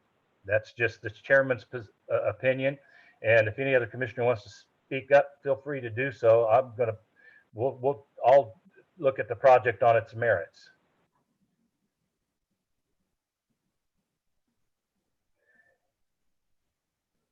Questions, comments? Okay, seeing none. As we stated, information only. Thank you, Mr. Kendall, for your comments. And Kathleen, thank you for posing the answer to the question. We'll move on to item number 5, which is the Downtown Campus Redevelopment District. So we have an amendment to the Downtown Redevelopment Agreement. So again, Ms. Carter will be making comments. So Kathleen? Great, thank you. Catherine Carter, Director of Economic Development. I apologize, you will get sick of me by the end of tonight. We've got a few more of these to go. So this is a first amendment to the Downtown Campus Redevelopment Agreement. Quick reminder of what that is. That is the redevelopment of the Reardon Center to apartments, retail, and a fitness center, as well as a new conference center that would still retain the Reardon name, as well as athletic fields over on Nebraska. So this is one of those, and I will take a certain amount of blame for this. You know, I'm learning the planning process and just kind of the kind of all the different the schedules, and you know, there's a lot of different reporting periods and all of that, and so I probably was a bit too kind of sorry, I'm trying to find the right word, a bit too kind of overly optimistic, shall we say, when basically we put a drop dead date, which means that everything had to be done by, and so everything had to be done, and then so the whole planning process before we closed on the site. And so we had originally said that that would be July 31st. That is has become very clear that that is just not possible. So trying to kind of work out the whole schedule with all the different planning commission meetings and all of that. And it's looking that our goal is to have all of that if the final development application is through in August, and then that would be the planning commission would consider it in October, and there's various delays and all that kind of built into the project, but looking to hopefully be done and kind of change that drop dead date to December 15th of this year. There is a possibility that won't happen, so we did throw in if the planning commission is has not approved everything and all the site plans aren't completed by December 3rd, then we bump it to January. But there is no situation we can come up with. Granted, these are weird times with COVID, and so it all keeps us on our toes. But believe that should be more than enough time to do everything that needs to be done with the planning process and to have this teed up for closing. Mr. McKiernan, Commissioner McKiernan. Thank you, Mr. Chairman. given the fact that we are certainly been thrown off our game by this pandemic, given the fact that Ms. Carter is still learning the ins and outs of all of our timing, given the fact that the Lanier United Group is still dedicated to completing this project, which will be an asset for the downtown, I would move that we approve the resolution as submitted. Thank you. I do have to request if there's any questions from the public prior to this, Mr. McKiernan. So if I would ask the clerk, are there any comments from the public? There are no comments from the public on this item. Thank you. Mr. McKiernan, if you would care to make your motion, and then if anyone wants to second it. Thank you, Mr. Chairman. Brian McKiernan, Commissioner, 2nd District. I move that we approve the resolution as submitted. Harold Johnson, Commissioner, 4th District, 2nd. There's been a motion and a second. Any further discussion? I see no hands. At this time, I'd ask the clerk to call roll.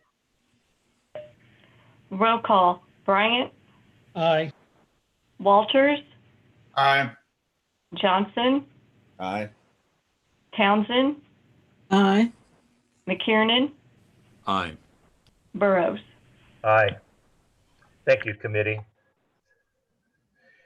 Next up is item number 6. I believe that's the Merrick at the Mission Cliffs dealing with IRBs. It's the issuance of industrial revenue bonds for the Mission Cliffs Apartments project. And I believe, once again, Catherine, you will be making the presentation this evening. Ms. Carter, please. Thank you very much. Catherine Carter, Economic Development. Yes, so this is a resolution of intent to issue industrial revenue bonds not to exceed $26.3 million for the Merrick Apartments at Mission Cliffs. And I will go through this a bit. I do have Steve Allison, who is working, he's partnered with Saxon Development on this project, and he is on the line and will also be able to answer any questions as we go forward. So just to orient everyone, we are looking, this is in Rosedale. You can see in the red box here, that is the KU Medical Center. So if you just kind of continue on what would be 39th Street, it kind of juts down here and turns into Lake.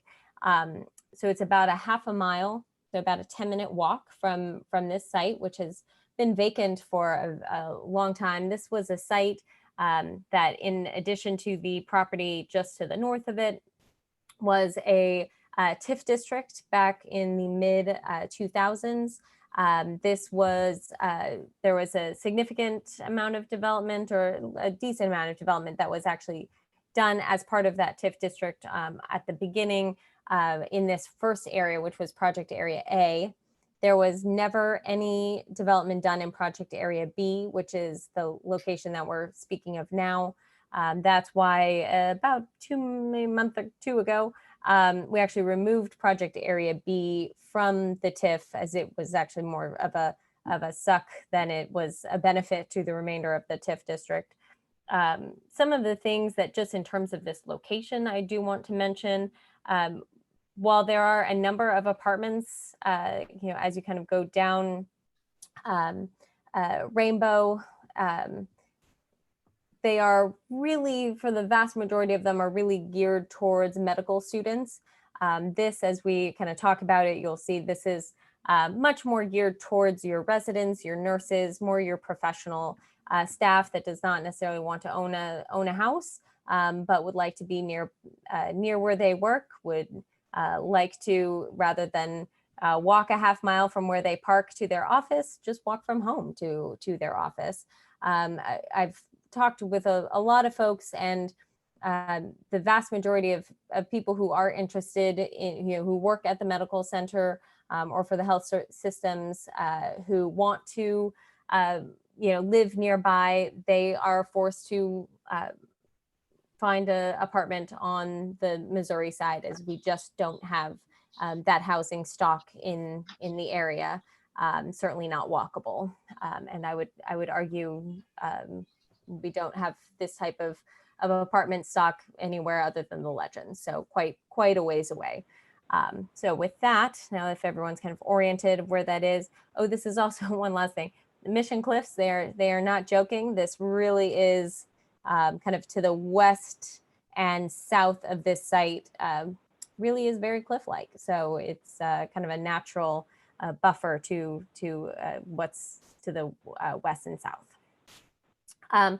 So this would be a 4-story building with a underground garage, looking at 162 units, 80 studios and 82 one-bedrooms. Again, you can see just from kind of the makeup that these are, studios, 1-bedroom, not anticipating that you would have certainly not families in a studio or a 1-bedroom, and likely not even, you're probably not gonna have a bunch of roommates or anything like that either.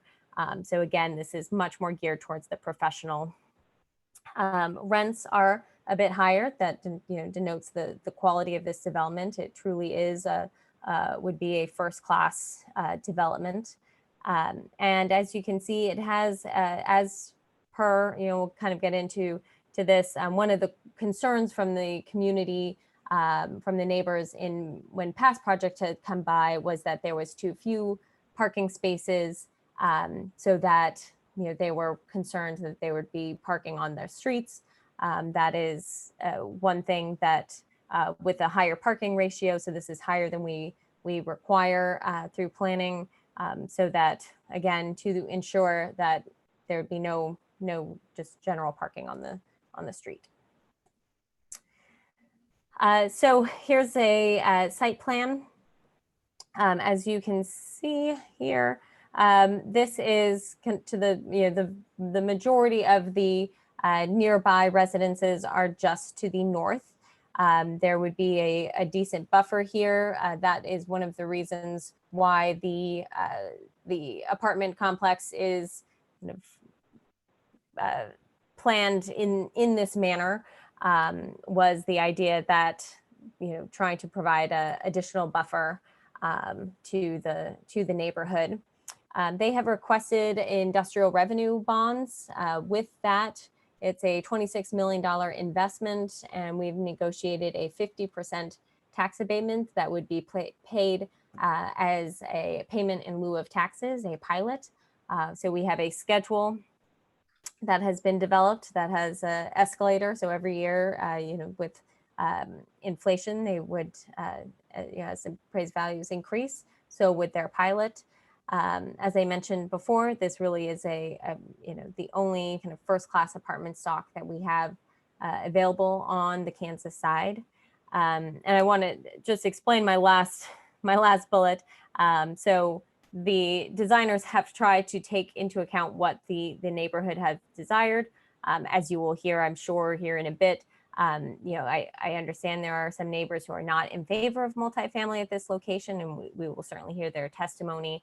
But what I mean by this is that there was a strongly stated desire after other multifamily projects were proposed to reduce the number of units. I believe a past project had upwards of 350 units proposed at the same location.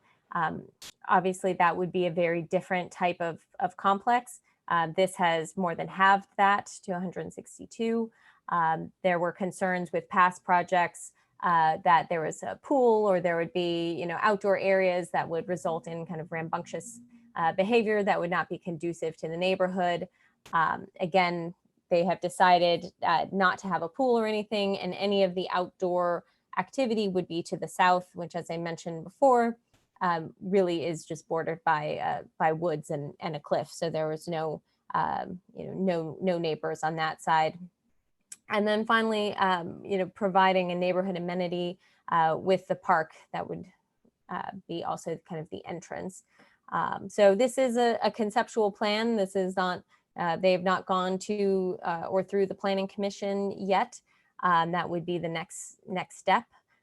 So I believe the developer, and I would certainly allow Mr. Allison to speak to this further, but I believe the developer would be willing to work with the neighborhood to improve this even more.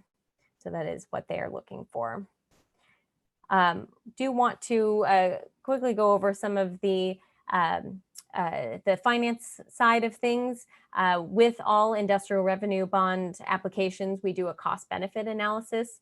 So it's a lot of numbers. It's pretty fascinating how they do it, but I have circled kind of what I see as the core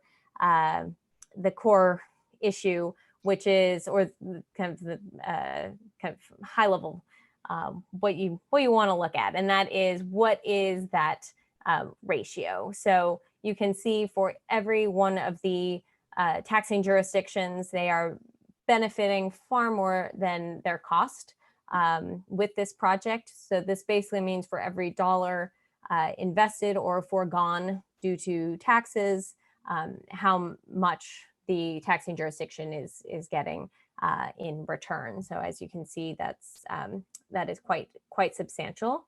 Also, there would be about 7 permanent jobs, just under 200 construction jobs.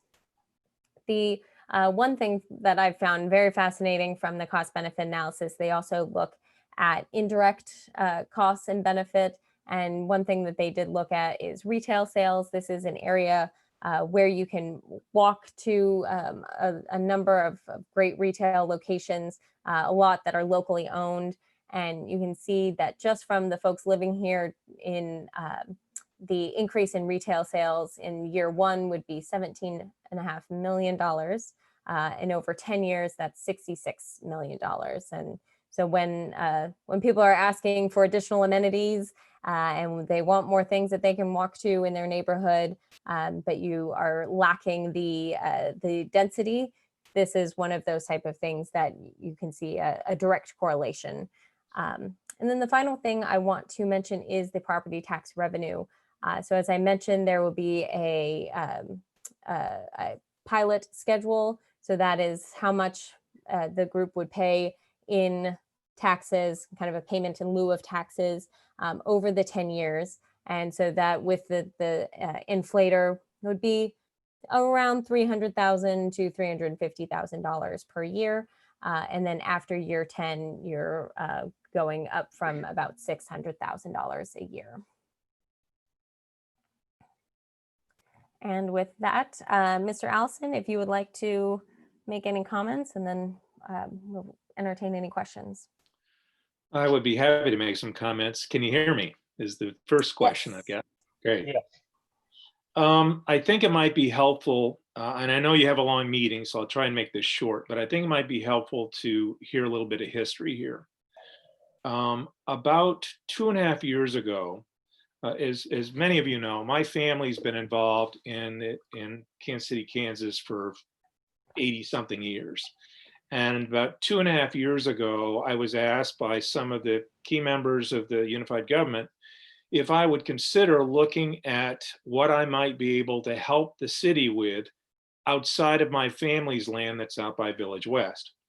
So I've had a fair amount of experience in the East Coast. And the first thing I did was I looked at the northeast part of the city, looked at all of the housing stock that was in terrible shape, and tried to figure out if there might be an opportunity to bring in some institutional capital from the East Coast that would come in and buy up a slug of the housing, you know, at a crack, like a $50 million slug of investment. And I spent a lot of time at it, actually, and ultimately concluded that the amount of velocity of home renovations and sales in the Northeast just wasn't enough to construct a compelling argument, frankly, for the capital sources. So I then decided that I should look at the big employers in this city and see how I could help them. So I called up Kathy Moore and I said, Kathy, you know, who can I talk to at KU Med? She put me in touch with a group of the senior people there, and I went in and spoke to them and told them, I've been asked to see what I can do to help with the city, and I have no idea what your needs might be, but if you have any needs, I'm a real estate guy and I might be able to help. So I was told what their needs were, and one of them was specifically they wanted better housing near the hospital. And they all knew that my family's land up by Village West is now home to the 2 nicest apartment complexes in the city. and said, gee, if you could do something like that over here, it would be great. So that's sort of where it started, you know, 2.5 years ago. And I met with the city, rather the KU, about 2 years ago. And then I decided to do some research. And I looked at the Rosedale master plan. It was very clear that the Rosedale master plan said, if you want to do, you know, apartments, you need to be on Rainbow or close to Rainbow, because from a master planning standpoint, that makes sense. So I did my homework, and sure enough, there's no opportunity along Rainbow or nearby, because it's all built, as you all know. And to put in a big apartment project, or apartment project of any size, you'd have to buy what's already there, knock it down, and build something new. It just, math wouldn't work. So I then looked at other alternatives, and I landed on this property in Mission Cliffs. And I went to the city planning office and said, I have this idea, what do you think? And I was told, oh boy, you're looking for trouble if you want to try and do anything there. And I said, why is that? And they said, there's real history with this neighborhood, because other developers have tried to build apartments here and they just haven't had any luck. And I said, okay, well, if you don't think I should do it, I won't pursue it. But again, I'm just trying to fill a need that the hospital complex has told me they have. And, you know, I said, of course, I'm not going to do anything that doesn't work with a neighborhood. I mean, that wouldn't make sense. You know, I mean, again, I'm trying to do something positive here. So in any event, I was told, go ahead and see what you can do. So I then basically brought in a good friend of mine from Boston, who's a big developer. He has an initiative, and he is building apartments near hospital complexes around the country. That's his initiative. I told him about this. He knew all about KU Med, said, God, I'd love to be involved in a project near that hospital complex. It's fantastic. So I got him involved, and he bought the land in the beginning of 2019. My family is going to be involved with him as an investor in the project. And I've told him I'd be helpful to him, hopefully, through this entitlement process. So he cares deeply about long-term value for his properties. It's how he thinks. He's a good friend of mine. We've done a lot of business together in the past, but he's older than I am, and I'm pretty old. And his view is, I'm doing something for 20 years from today. You have to have that headset to work in this project, because it's so darn expensive to build this thing that you have to look that way. So one of the issues that I learned very quickly, because I met with a bunch of the neighbors, and many of them said, Steve, we want single family homes. That's what we bought. That's what we'd like. And I said, okay, I get that, but here's what I'm trying to accomplish. And, you know, how can I do this in a way that would work for you? And some of them said, you can't. We just wouldn't want anything like that. Others said, well, you know, we're open to what your thinking is. So I came up with a variety of different designs. And by the way, the team that would work on this is Neighbors Construction. They're the construction company that built the apartments out on my land in Village West. And then NSPJ, they're the architects that did the same two projects. So I have a team that's been very successful, done great work, I would say, for Kansas City, Kansas, and they would be the team involved with this. We decided, and actually NSPJ had worked for North Point when they looked at this project, along with I think one of the other developers as well. And they sort of showed me their plans, and I said, I can't do that, because if I live in the neighborhood, I'm driving down Lake Street, I do not want to be looking at an apartment complex. It's not what the character of the neighborhood is. So let's figure out a way so we can basically, it's not in, you know, if you all know Mission Cliffs, you'll know there's a cul-de-sac, and there are a bunch of single family homes around the cul-de-sac. I think there are 15 of them. And then across the street from this, there's a bunch of townhouses that have been built. So I thought, let's pull all the buildings back as far away from the houses as we can. The plan that you see on the screen right now, the previous plans had north of the parking lot, there were more buildings in there. They were either going to be, you know, buildings that would be apartment buildings or single family houses. I said, let's leave all that green so that those neighbors are not going to see anything. They're going to just see the woods that exist now. And then to the, if you will, in the front where South Thompson Street goes, we'll put in a park, and we'll do it in such a way so that it's going to effectively hide what's behind it, but create a real amenity for the neighborhood, like a very cool park with lovely plantings and so forth and so on. A bunch of the neighbors thought that was a nice idea. You know, that's a good attempt to try and do something here. So I have actually been, I had a bunch of meetings with Ann Murguia last year. I met with Christian Ramirez once he came on the commission. I met with Aaron Stryka, and Aaron said to me, Steve, you need to have this in keeping with the Rosedale master plan. And I said, Aaron, the problem is the master plan, you can't build housing for the hospital if you follow that master plan. She said, well, that's, you know, we did that and it was very, you know, we had a lot of neighborhood and Rosedale resident input and all that. And that's pretty important. I said, I understand it. However, you know, I view my job here is to try and do something that's going to be impactful and helpful to the hospital. So that's what this plan does. I have spent a fair amount of time, and Catherine would tell you this, on trying to figure out how the math on this thing could work, specifically what the incentive needs to be in order to make the thing even begin to be viable. And to put this all in perspective, though you all have been involved with the Village West 3 project that North Point plans to do on my property. This project on a square foot basis is going to cost 60% more to build because of the fact we're putting in underground garages. This is rock. Much of this property is sitting on rock. And I'm going to, instead of putting in detention basins like you'd see in most developments, I'm putting underground detention underneath the parking lot. The whole idea here is to try and limit the footprint of this development. And the result is it's pretty darn expensive. So we've come up with an agreement I have with Catherine and her team about what this pilot program would be. Currently, the property generates about 11 grand a year in taxes.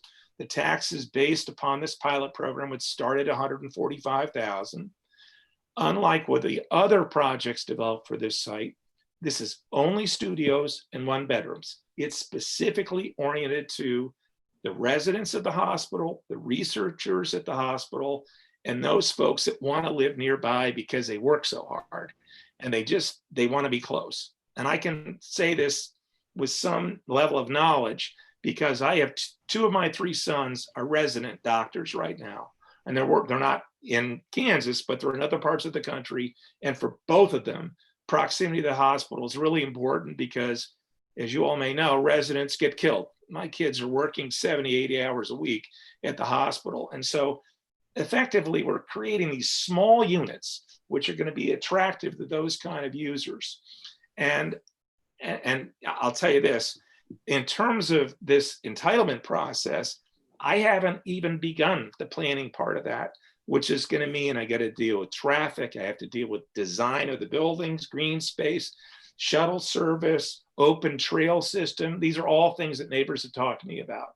And they're going to have to be satisfied by this, or there's going to have to be satisfaction that this project's going to move forward.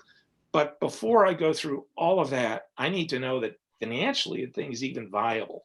And that's why I'm in front of you tonight, because I'd like to, get your approval for this IRB, because without it, the project, it can't even be, I can't even pursue it at all, frankly.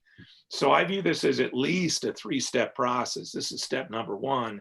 And then it's the planning process. And then ultimately getting the Board of Commissioners to agree to change the zoning to accommodate this.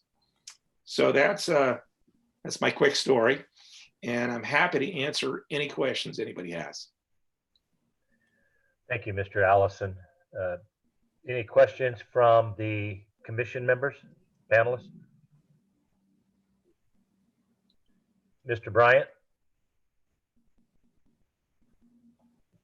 Thank you, Commissioner Burrows. So mine's not so much a question as a statement that I have received input from residents in Mission Cliffs specifically, and none of it was in favor of this project. And I'm sure that you've heard plenty of that, but they complained that, like you had mentioned, that this does not fit the original Rosedale master plan.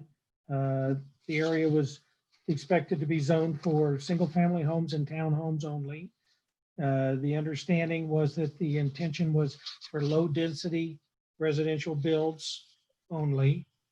One resident described it as a suburban residential tower surrounded by a sea of parking hidden behind a pile of dirt, which I know that's a little extreme. I see the landscaping.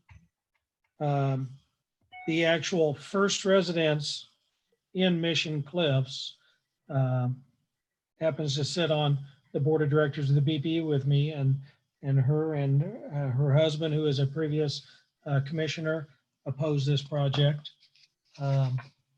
So, you know, I'm seeing that it is, you know, you compare it to what's out of the Village West, but this is all just studio and single bedroom. This is not any type of family opportunities. There are no 2 bedrooms, 3 bedrooms. It's set up almost for transient dwellers who are only going to be there for a short period of time, and which I understand that fits with the hospital, but you know, it also it's that lack of ownership or lack of buying into the community because you're only a temporary resident does concern me. Seeing the plans, I do notice that the landscaping at the entryway it looks like it's designed to shield the parking lot from view of the street altogether. But I mean, these are 4-floor towers, so there's no way you're gonna hide a 4-story building behind that landscaping. So I have my concerns about whether or not this is a truly a good fit in this particular area. So that's all my comments. Thank you, Jeff. Any other comments, questions, concerns from the committee? I do see that the clerk stated we had 8 emails, all in opposition. Committee, I don't know if you, Madam Clerk, do you need to read those for public comment? I should read them into the record, or we refer to legal if we need to, but they were all in opposition. If the fact that they've taken the time to send them in, I would state that we should probably go ahead and read them just to ensure that we are following all Open Meeting Act, and I think the Correct. public deserves to have their voices heard. Correct. I'll read the first one. It is from Karen Chang. I am writing to state my opposition to the development of the Merrick at Mission Cliffs Apartment Development Project. As a Mission Cliffs homeowner, I have several concerns about the new development. First, the development will alter the intended purpose of this area. When I bought this property, I was informed that the adjacent landowner would be developed as single family homes, not multi-unit rental property.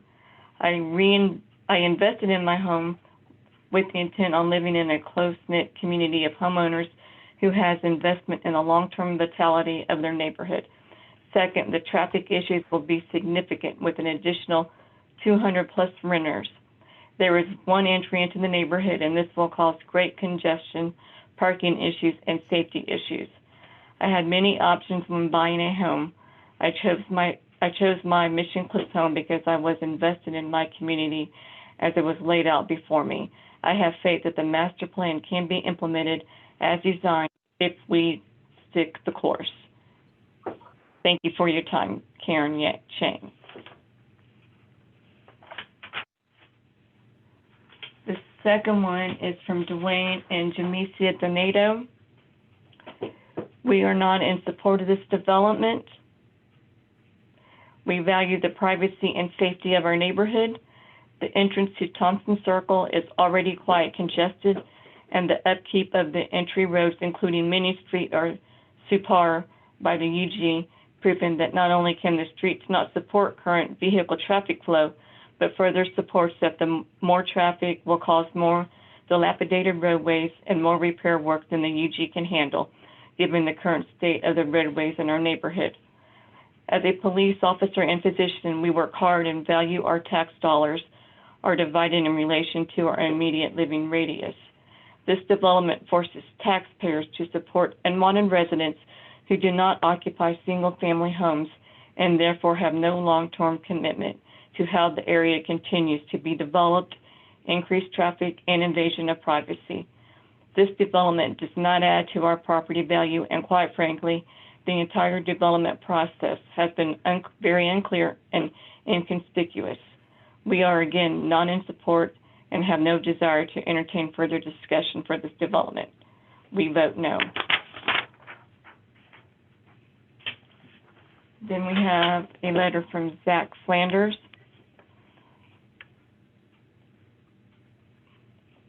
I am writing to voice my opposition to the proposed development at 2913 and 2906 West 39th Avenue and 3741 South Thompson Circle, the Merrick at Mission Cliffs. My wife and I are raising our 2 children at 3812 Thompson Circle, which shares a property line with the proposed development. I have 10 years of experience as a professional urban planner. I am engaged in serving the community, including graduating from Leadership 2000, previously serving on the Rosedale Development Association's board, and currently on the Groundwork NRG board. When we bought our house a little over a year ago, we were attracted to the walkable character of the neighborhood and its proximity to urban amenities. I want to be clear that I am not opposed to density or apartments. Density can be designed in a way that is consistent with the neighborhood character and contributes to the community. This development is designed in a way that fails to contribute to the community and harms the walkable character that attracted us to this neighborhood. The proposed development is a suburban residential tower surrounded by a sea of parking hidden behind a pile of dirt. Let me unpack that statement to explain each part. A suburban residential tower, the current development pattern of the neighborhood includes houses and townhomes that engage with the street and create a thoughtful transition from the public sidewalk to the private spaces and entrances of the buildings. This creates an environment where it is pleasant to walk and socialize with neighbors. The buildings in this proposal are set far back from the street and do not promote the same character and relationship between public and private spaces. There is a need for studio, 1-bedroom, and larger apartments in our neighborhood, and this would be beneficial in providing more opportunities for diverse types of households to live in the neighborhood, but the development should be designed so that these residents are part of the community. By placing the buildings on the back of the lot, this development fails to accomplish this and instead harms the walkable environment and creates barriers to socialization between the existing residents and the new residents. Surrounded by a sea of parking, the Rosedale Master Plan supports a transition from car-centric development to walking, biking, and transit. Parking plays a critical role in this transition. An oversupply of parking leads to more driving and can sabotage efforts to promote substantial, healthier modes of transportation that put less stress on our infrastructure. This development includes an extremely high number of parking spaces per unit, especially considering that these are studio and 1-bedroom units, and many of the residents would be associated with KU and would likely walk or bike. Having a large parking lot in the middle of a residential neighborhood feels more like a suburban shopping mall, not where you want to walk your dog. And the 3 minutes is up, but he has another paragraph. The next one is from John Mendez and Mary Gonzalez. We are opposed to Mission Cliffs apartment development proposed in item 6 on the agenda for the July 6th meeting. This area is zoned for single-family residential. That was our understanding when we became pioneers, the first residents of Mission Cliffs in January of 2008. We truly believe single-family homes, as zoned and originally proposed, is the best way to create community, establish permanency, and create new housing stock in the urban area. John Mendez and Mary Gonzalez.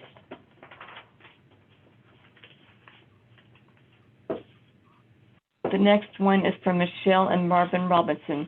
Before I read their letter, we received a 3-page email from Melvin and Michelle Robinson. Due to the 3-minute time constraint, they have requested that the first paragraph be read and then skip to their 5 top concerns.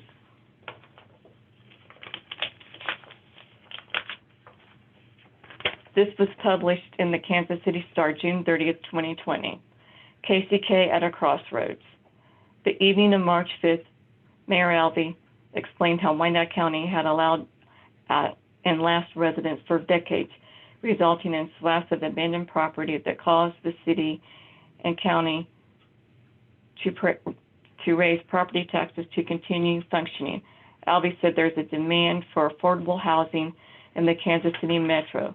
If the UG can entice home builders and home buyers to take a chance on a new or fixed-up properties east of I-635, new residents could convert properties that pay no taxes to ones that do.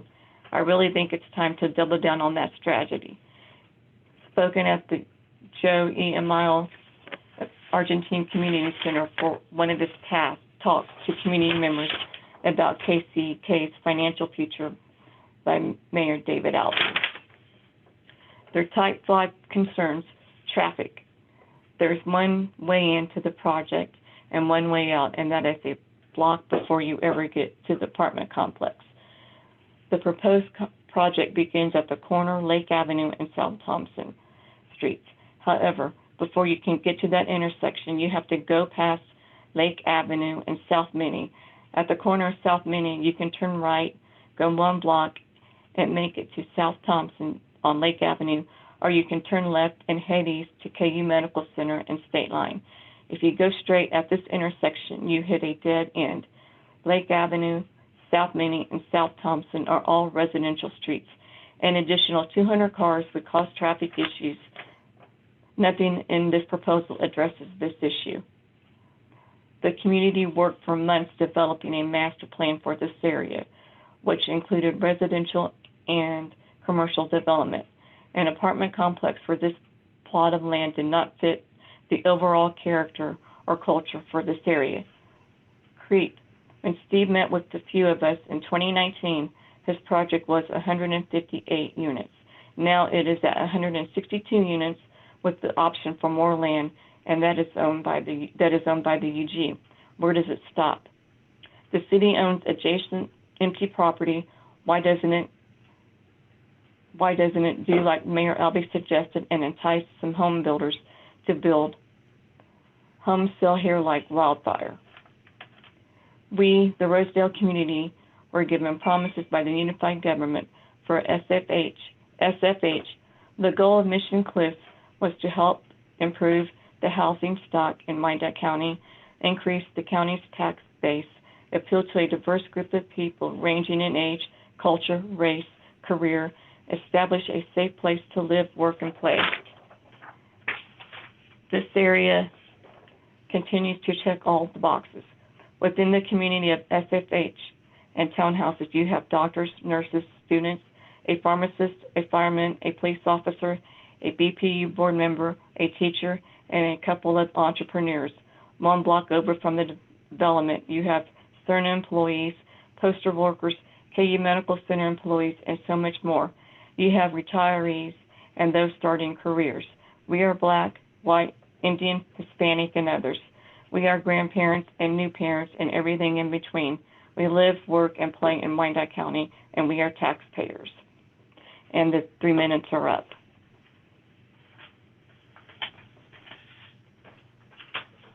Brian Humphrey.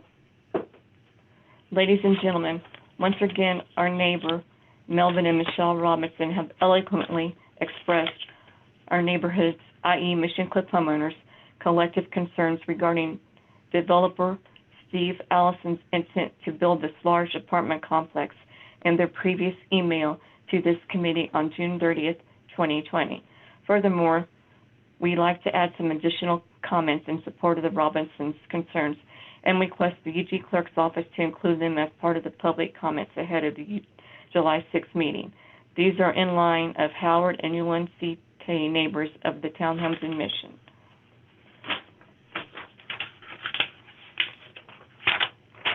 Mr. Allison's development plans is that such a large apartment complex goes totally against the character and makeup of the existing close-knit neighborhood, whereas neighbors look out for the well-being and safety of one another, which is a multiracial and multicultural melting pot of sorts. We also put real sweat equity working with Rosedale Development Association and undertaking numerous walking trail cleaning restoration projects over the past years, working grants for new Fisher Park playground equipment, and make real efforts to get to know one another, including breaking bread over a few neighborhood barbecues. If this committee were to allow Mr. Ellison to go ahead and build his large apartment complex, it would irrevocably damage the very fabric of this close-knit neighborhood. It very much goes against the original city vision for Mission Cliffs and the Rosedale Master Plan, to which many of our neighbors and us spent time and energy actively contributed suggestions to the planners over many planning meetings at the Rosedale Middle School the past few years. Structures of this type are better suited to the larger arterial roads that connect to Rainbow Boulevard and Mission Road. The second objection is Mr. Allison has not even started the process of zoning petition before he approaches this committee, which is to our understanding that the plot of land he plans to build on is not even zoned for such a large apartment complex, period.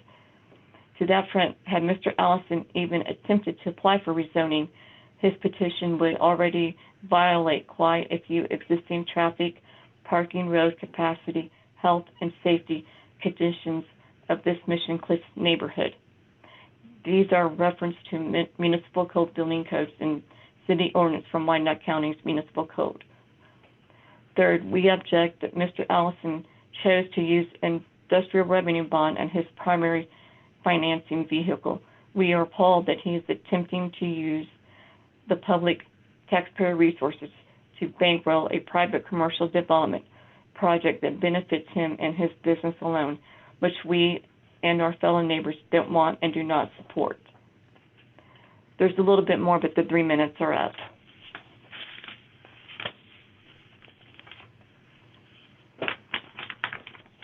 The next one is from Howard and Yolande.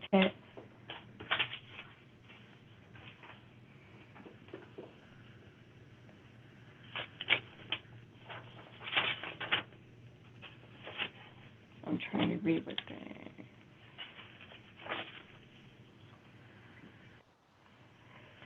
And this is a copy.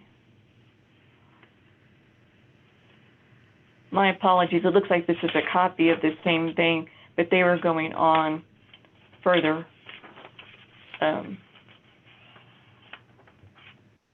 Okay. Did they sign on with another person? And Yeah. Okay. The other one says, what we didn't finish reading, but the other one, it says, fourth, we and our fellow Mission Cliffs neighbors have banded together repeatedly in the past in opposing large apartment development plans and even attended and voiced our collective opposition at White Coast Planning Committee meetings when previous developers, Sunflower, Kurt, North Point, etc., attempted to rezone this plot of land for their own benefit. We will remain resolute in our collective pursuit of doing what's right for this neighborhood. We strongly urge the committee members vote against this resolution. The Merrick at Mission Cliffs. Sincerely, Howard and Yolande Kai. And then the last one is from Gerard and Jessica Rourke. We recently learned that a new apartment project is being developed in Mission Cliffs. If you are unfamiliar with the area, It is a small division of single-family homes and townhomes, all of which are low density and high quality. There is little traffic, and because Mission Cliffs terminates with Thompson Circle in a cul-de-sac, there is but one street to access our subdivision. This limited access is both positive and negative. The positive, no external traffic exists, so no one arrives who does not live here or who does not intend to visit someone who lives here. The negative, there is a bottleneck when entering and leaving Mission Cliffs. Any development that adds high-density housing will increase traffic and parking problems and create safety issues in the cul-de-sac and at the point entrance and exit. Over the years, we have been successful in convincing developers, planners, and commissioners that an apartment complex is detrimental to the safety and beauty of our neighborhood. This reality is even more urgent today, for new homes have been built and are in the process of being built. Over the past 2 years, 2 builders have built a total of 5 single-family homes, which are lovely. They intend to build more. Again, the community welcomes single-family homes and townhomes, but there is no space for an apartment on the plot of land that is currently plotted for single-family homes. The land is narrow, barely deep enough for a home with a yard. Furthermore, the apartments would sit at an elevation that overshadows the very homes and families that create stability in our area. Additionally, the amount of traffic and parking congestion, even on-site parking, is a problem. We have read numerous studies on our area over the years, and even if the apartment complex provides the required number of parking spaces for a building of this size, those spaces are insufficient for residents with roommates and their visitors.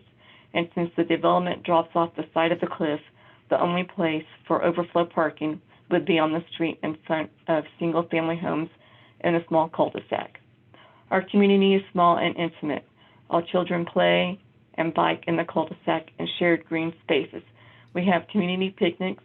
We shovel each other's drives in the winter, and recently we had to endure the building of the new substation on Minnie, which sits in our backyards. It is a hideous spectacle of industrial wasteland. We cannot stomach another large and tall structure that would drown our small community, which pays high taxes, which is safe and beautiful.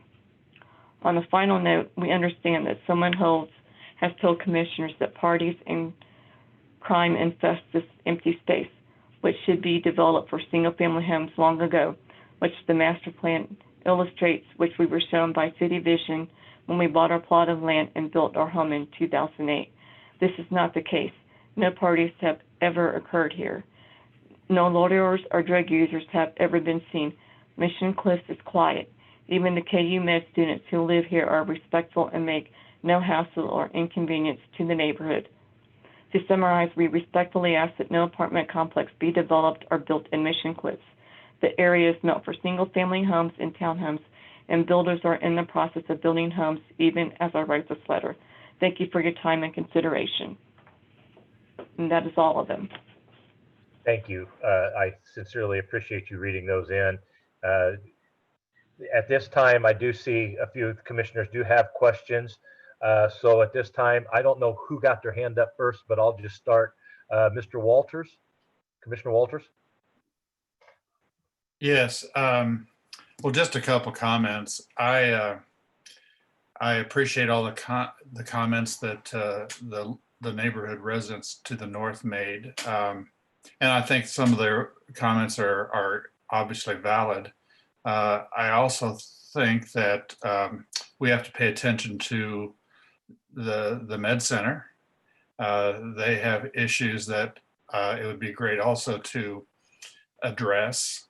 And obviously putting some housing close enough that students or residents or employees of the Med Center could walk would be a great benefit to the city. It would reduce traffic on Rainbow, and it could have a lot of other good benefits to the overall community. As Mr. Allison said, this is step one. This is we're not approving the project. We're not short circuiting the planning and rezoning process. We're merely evaluating whether we want industrial revenue bonds to be used for this project. If we don't, there will be no project. If we do agree to allow industrial revenue bonds to be used, we can at least take it to the next step where they could have more community engagement during the normal planning process, and hopefully work out an agreement or a design that takes into consideration some of the comments that we heard here tonight. So I am in favor of approving the request for revenue bonds so that we can take it to the next step and hopefully have a good project in our community that can serve the university and the med center, and also complement the overall neighborhood. Thank you. Thank you, Mr. Walters. Mr. Johnson, you had your hand up, I believe. Yes, thank you. Thank you, Chair Burrows. First of all, to the presenters there, I want to thank you both and to Mr. Allison for your ongoing commitment to Wyandotte County and to improving the quality of life in Wyandotte County through economic development. I just have a question. I'm assuming that these are market rate units. I was just wondering what the average rent might be for these within your forecast. Sure, they are market rate, and the studios we're anticipating going to rent at $1,000, maybe a little more than that, and the one bedrooms will rent about $1,250. That sort of a number. Say that again. I'm sorry. $1,000 a month for studios and $1,250 a month for one bedrooms. Okay. So if we're looking at these, I mean, I look at what's comparative to out at Village West. I find those to be really nice apartments out there. And I like the conception of what I see here. It appears that to me that rental units with heavy amenities are the trend right now in terms of what we're seeing locally, but also what's happening across the nation. Certainly, we can look across the river and see that Kansas City, Missouri are doing a lot of those types of projects. And from what I understand, they are out of space. They've built out almost as far as they can go in Jackson, in Kansas City, Missouri. So this seems to be the trend in terms of where our housing units are going. I know that our neighbors to the south in Johnson County, downtown Overland Park, are planning on building about 800 units.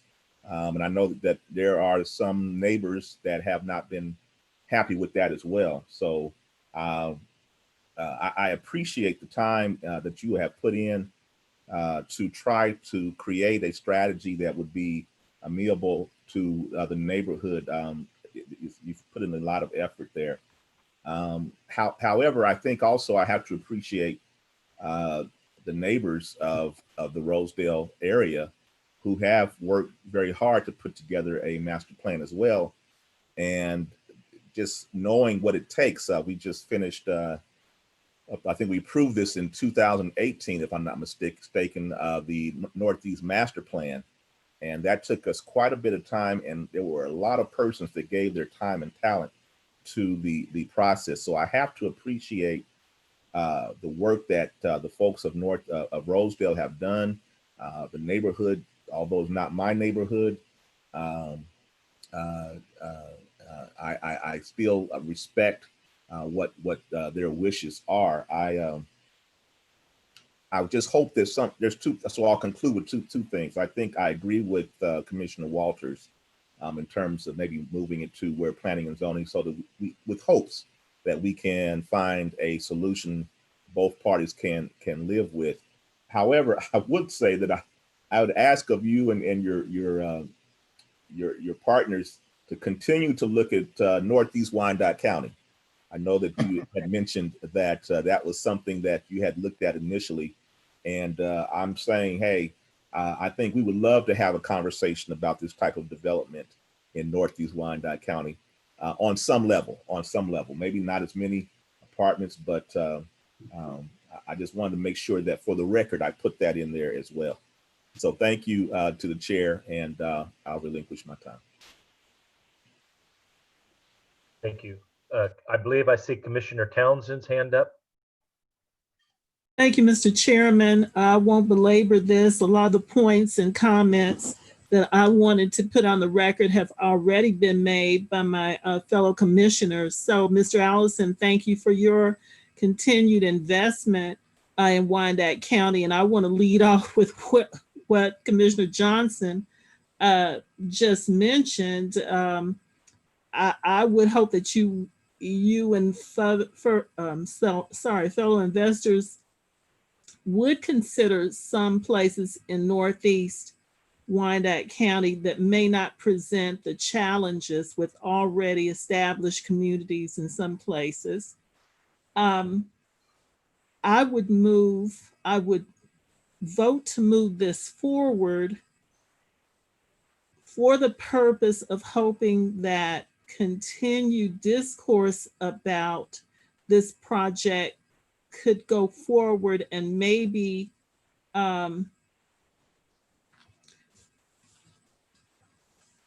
situations that are, or resolutions that are amenable to the current homeowners, as well as the considerations for additional housing needs near the hospital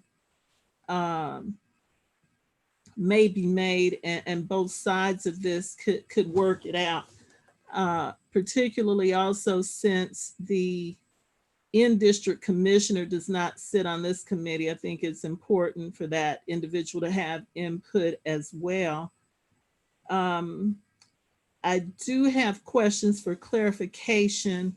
I received a lot of the same communications that did not favor this project, and I'd like to hear something about what your thoughts are in terms of trying to ameliorate some of those concerns about traffic and parking, and I guess the transitory nature of the apartments are what they are. But if you're prepared to say anything now on the record, that would certainly be appreciated, I'm sure, by a lot of the listeners. But I would be in favor of moving this on with the hope that maybe some further resolutions not discussed here would work for both sides of this coin that we're talking about, those for and those against. So thank you, Mr. Chairman. Thank you, Mr. Allison. If I could respond, Commissioner Townsend. First off, the letters that were received, I think I know 6 of the 8 people that wrote the letters. And as an example, Michelle Robinson is one of the first, she was one of the first residents in Mission Cliffs, and she's just terrific. I mean, I really think the world of her. I really like Michelle, and I appreciate her point of view. I do. And I think that I honestly believe that traffic is not going to be an issue. And a lot of people that, are in the neighborhood may say, well, you're just plain wrong. And I believe it won't be an issue. I think there's no question, but there's going to be good opportunities to implement things like bike sharing. I've talked to the hospital about the idea of shuttle service. They have a shuttle bus that goes about, I think, 1.5 blocks away. And we've talked about that. And frankly, they don't want more cars coming into the hospital. They want the cars to stay away. So there is incentive, frankly, as a neighborhood would be about not having cars in the street for people driving to work. So I think that there's going to be there's a long way to go with the neighborhood to come to resolution that's hopefully mutual, where we all say, okay, this feels like it's going to be good for everybody. I mean, and that's not what this is about tonight. I know that's what the planning process is about. And, you know, Zach is a great example. I mean, Zach used to be in the planning. I mean, he used to be in the planning office, and his comments were good comments. But, you know, there's a lot of dialogue that can take place to try and figure out how we get there. So I'm hoping to have the opportunities to do that, quite frankly. So that's all I'm going to say at the moment. Commissioner McKiernan. Thank you, Mr. Chair. I appreciate your comments, Mr. Allison. I really do. And I appreciate your efforts to meet a need and to bring development into Wyandotte County, which is going to bring tax dollars into Wyandotte County, which is ultimately going to help all of us. From my point of view, I think I'm coming at it where all the previous commissioners are, that this is the Economic Development and Finance Standing Committee. It's not the Planning Commission. Right. And I think we need to restrict what we're thinking about here and answer the question, do we believe that industrial revenue bonds are an appropriate vehicle for a project like this? And I would say that, first of all, industrial revenue bonds don't just support the developer alone. They are a vehicle that we have used for other similar and not so similar projects when we believe that those projects will bring both a quality of life improvement and a financial improvement to our community. So for me, the question is industrial revenue bonds an appropriate vehicle for helping to bring a project to fruition that ultimately could be beneficial to the community? I think that they are. I think that, as everyone has said, the planning process is next. I want dialogue to continue. If we collectively decide that this project is not right for the neighborhood, then this project doesn't move forward. But to me, that's a separate issue from our IRBs an appropriate vehicle for trying to move a project like this forward if everything else works out. Thank you, Mr. Chair. Thank you, Mr. McKiernan. I see no other hands.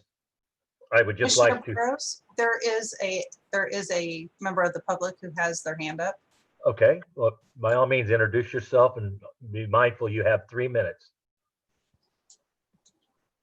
Hi there, Commissioner Burrows. This is Brian Humphrey from Mission Cliffs.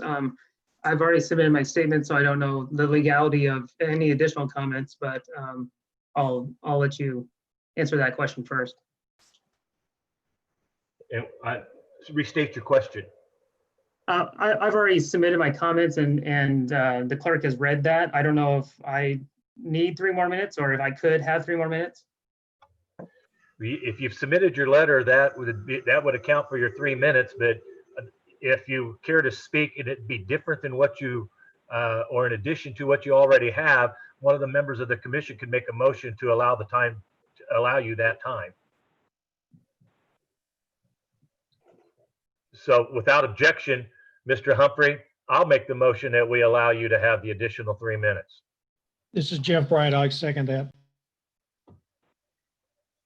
Thank you, gentlemen. So thanks for taking this time to look at this economically. And we do agree that this is not the time or the place to speak about planning. And so we would like to just continue to suggest that, what is this meant to be, and should we be issuing revenue bonds or industrial revenue bonds for this type of project?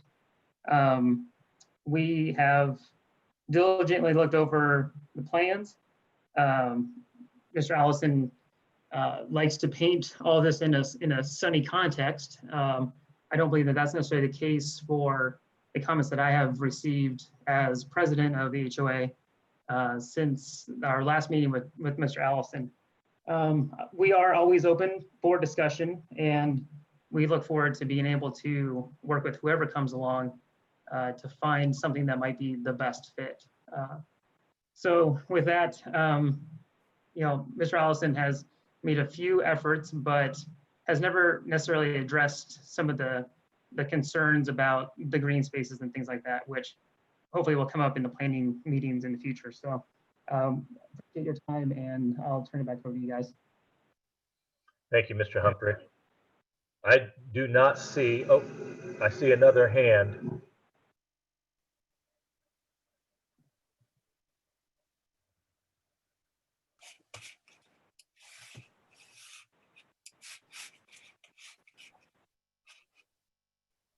Madam Clerk, is there another hand? I don't see any. Okay, Commissioner, there's a Tim Longobardo. yes, he is already spoken to, I believe. Did he present, was he one of those that presented earlier? What was the name? It is Tim Longobardo. Tim Longobardo, he was not one of the 8. No, he Okay. wasn't. He has 3 minutes and please name and address. Hey there, thanks for the time. I did submit my comments before, but I'm not sure why they were not read. My name's Tim Longobardo, 3803 South Thompson Circle. I'm a Mission Cliffs resident. I'm just gonna read what I submitted here. I strongly oppose any UG financial incentives for this multifamily apartment complex in Mission Cliffs. My wife and I moved to Mission Cliffs in 2012. We knew the area was underdeveloped, but loved the character and culture that was already present.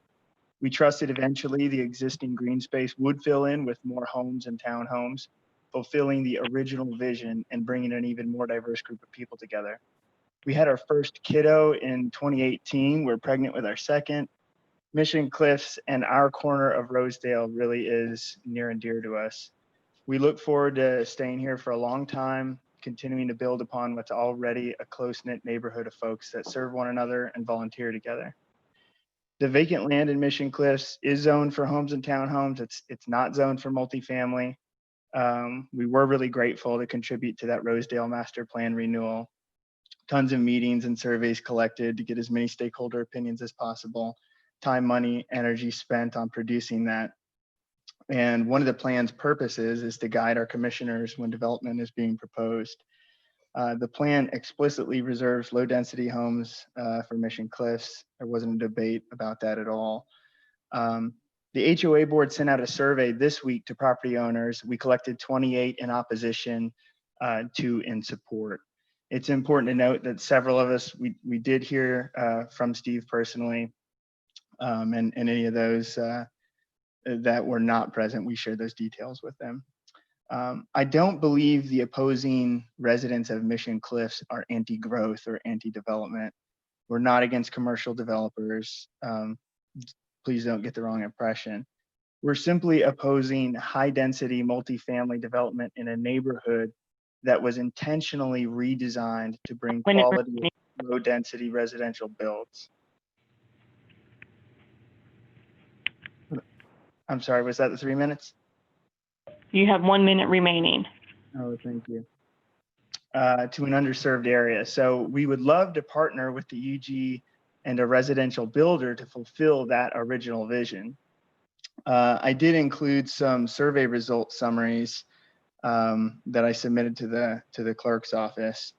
I'll just try to summarize those. We've got one of the questions was, how would you feel about this apartment proposal? And the overwhelming majority responded disappointed, sad, frustrated, angry, worried. There were 3 neutral feelings, and 1 was enthusiastic. Again, the overwhelming majority opposes this kind of development. We had 28 nays. It is, I mean, we are at a critical step with the. Your time's up. Thank you. Thank you, Mr. Longobardo. Sincerely appreciate your taking the time to speak. Madam Clerk, it looks like I see another hand raised from the public. We have Michelle Robinson. Did you not read her testimony? Melvin and Michelle Robinson, I see them as having submitted testimony. Yes. Okay. Yes. Testimony was read. They have, we have their testimony on record. I want to be respectful of everyone's time, but if you don't have anything new to express, I believe that your 3 minutes has been committed and read into record. So I do want you to be mindful of that. If there's something you want to speak to that is different than the letter, then I would ask that you keep it shorter than the 3 minutes. I promise. We have other individuals that look like they want to speak. So I'm just trying to be respectful of everyone's time. Can I speak? You have 1 minute. Okay, I won't even take a minute. I just have one question. When did we become the dormitory for KU Medical Center? We love KU. KU's an employer out here, but we should not be held responsible to be a dormitory for KU Medical Center.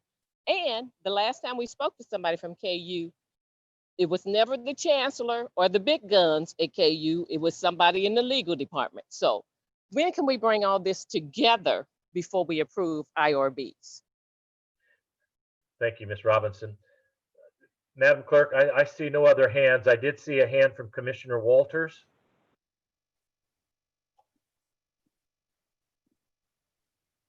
Commissioner Walters? Yes, I'd like to make a motion that we approve the intent to issue industrial revenue bonds for the Merrick at Mission Cliffs Apartments. There's been a motion.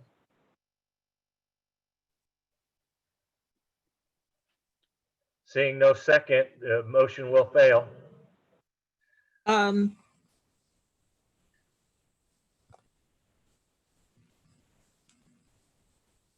see a hand. I'm sorry, I can't see who the hand. Oh, Commissioner Townsend, I apologize. I was trying to get that up to second the motion for the reasons I'd already stated. So I'm hoping that could be considered. Okay. We have a motion and a second. I do have a request of legal. I'm asking for some guidance as chair. How many votes does this take to move forward, or how many votes are necessary for the next step? It takes four votes, Mr. Chairman. Thank you. Okay, I would ask the clerk to please call roll. Roll call. Bryant, Nay. Walters, Aye. Johnson, Aye. Townsend, Aye. McKiernan, Aye. Burrows. No. 4-2, motion Yes, passed. 4-2. Thank you, committee. Mr. Allison, thank you for the time you've given us this evening. Thank you for investing your time and energy in this project. I do hope that as the project chooses to move forward, that there continues to be much discussion with the property owners that have presented themselves this evening, and that we find some resolution to move the project forward. Again, I want to thank everybody for the participation in the last item, the Merrick facilities. Now I want to move on to item 7. That's the Yards 2 apartments. That is our last item up for discussion this evening, and that is in the river. This is involving the Yards 2 apartment riverfront development. This item has again been requested to be fast-tracked to the July 9th full commission meeting, and I will call on Catherine Carter again. Ms. Carter, at your leisure. Thank you very much, Catherine Carter, Director of Economic Development. As Commissioner Burrows mentioned, this is a request that's kind of twofold. We're going to go over, there's a request to create a TIF district. As you all know, that's quite a process, so you will see this many a time. So at the end of the presentation, what you will be asked to consider is merely setting the public hearing for August 13th to consider the district. And also, as he mentioned, we are requesting that that is fast-tracked. And then we'll also go through and describe the kind of the main points of the first project that would be considered in this TIF district. We'll look at the development agreement. That will not move forward. We'll kind of hold, we'd like for you all to vote on it, but it would be held to be voted on by the entire commission until the actual project plan comes through. So once the project plan, that would also come back to this committee. That would get into the real nitty gritty of the actual deal. But once again, this will kind of give you kind of move forward with the TIF creation of the TIF district along the riverfront, and then also kind of approving the kind of conceptual deal points with the development agreement. Okay, so the location, again, I like to try and orient everyone. So we are on the Kansas River. The specific location that we're referring to today is on the east side of the river, on ground that used to be the stockyards. The really unique thing about this ground is it is literally the only area really along the river for, I could not tell you how many miles, but many miles, that has never actually had real development on it. Obviously, the stockyards were there, but it basically has been a pasture for its entire existence. That provides a really interesting opportunity for development in this location. As there has not, there are not railroads, as you can see on this satellite photo. There are railroads and highways, and we have done an interesting job in the Midwest, but really around the country of really seeing our rivers as kind of modes of transportation rather than an asset, and that is kind of changing as modes of transportation have changed also over the centuries, really. So as you can see, this top photo is looking at the property from the looking north along the property along the river here. You can see obviously there's a railroad bridge, and then also looking south, this is from 670. Also railroad bridges, they're everywhere, but here is the property in question right next to Kemper Arena. Also just another orientation piece, this line right here, if you can see my cursor, that is state line. So as you know, there's Kemper Arena, obviously, sorry, Hy-Vee Arena, obviously in Kansas City, Missouri, but literally just on the other side of that street is Kansas City, Kansas. So all of this, a lot of people don't know that over a third of the West Bottoms is actually in Kansas. So just as we're going through this and thinking about the possibilities and future of our riverfront development, I really see this as a first step of what could be some really tremendous projects moving forward. So just, I know we've all been on here a long time, excuse me, but I did want to kind of give a little context for the modern riverfront. As I mentioned, for many, many years, all over the country, rivers were really the best location for industrial. That is where your railroads went along the rivers, your barges went on the rivers, your cows and oil and whatever else, that was the mode of transportation. There has been, over the last, I would say, decade, a real movement into reinventing the modern riverfront, and kind of this recognition that the waterfront really is this kind of amazing asset. And as for so long we've kind of turned our back on it, but if we can actually figure out how to, there are a number of challenges, but if we can figure out how to implement real interesting riverfront development, then it can really turn into kind of an amazing tourist and recreational area. So places all over the country are cracking this code. Just a couple stats here that I found interesting. Obviously we are not quite the size of Chicago, but just in terms of kind of illustrating how the interest in being along a river, near a river, has increased over, even just the last couple years. This chart here just shows the increase in revenues along the Chicago River walk over the past few years, just going up exponentially. Towns, you've got Chicago, but then you also have Allentown, Pennsylvania, is a great example. They're in the midst of doing a whole riverfront development that the city is investing in heavily. to the point, there are a lot of challenges with this type of development. It's just a lot of extraordinary costs. But I would like to try to make the point here that hopefully it is worth it, because you are really leveraging, and that's kind of what I'm looking at this project. And as we've kind of reviewed all the financing and all of that, really looking at this project as leveraging it for kind of even future development. So, this is a couple pictures in Pittsburgh.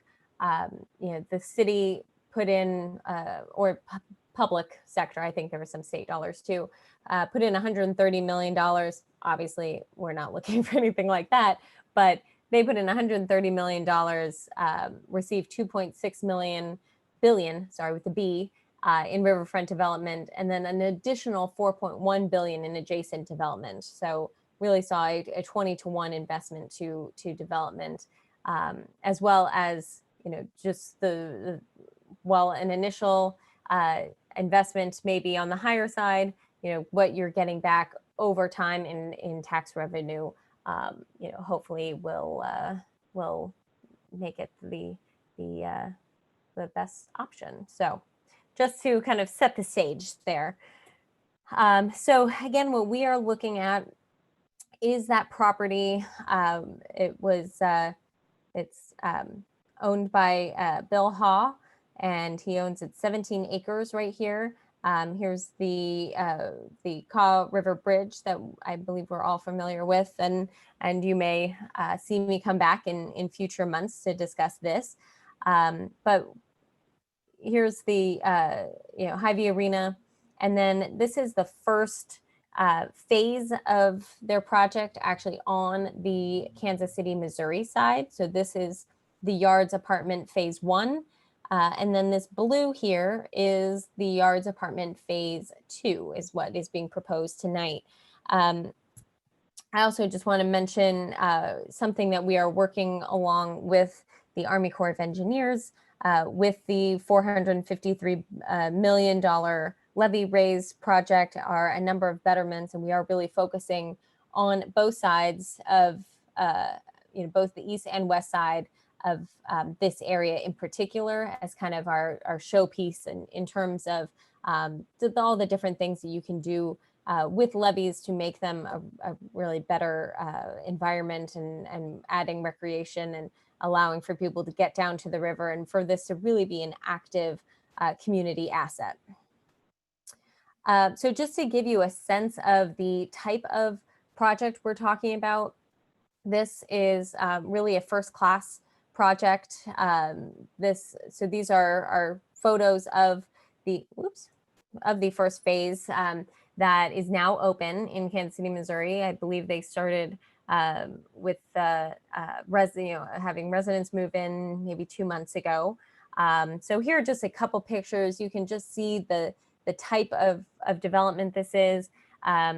Again, this is just a type of project we don't have, in most of KCK. We do have something moderately similar. I would say the closest you have are the North Point, what North Point built out by the Legends, but really that is all. So I see this as really adding to our building stock, and the fact that we have 2 apartment projects kind of back to back that are both market rate, that are really kind of pushing the envelope in terms of the type of apartment units that are available to people who want to live in Kansas, who want to live in Kansas City, Kansas, I think is really fantastic, and is really showing that we are kind of pushing our city to have just a really diverse set of apartment and just in general housing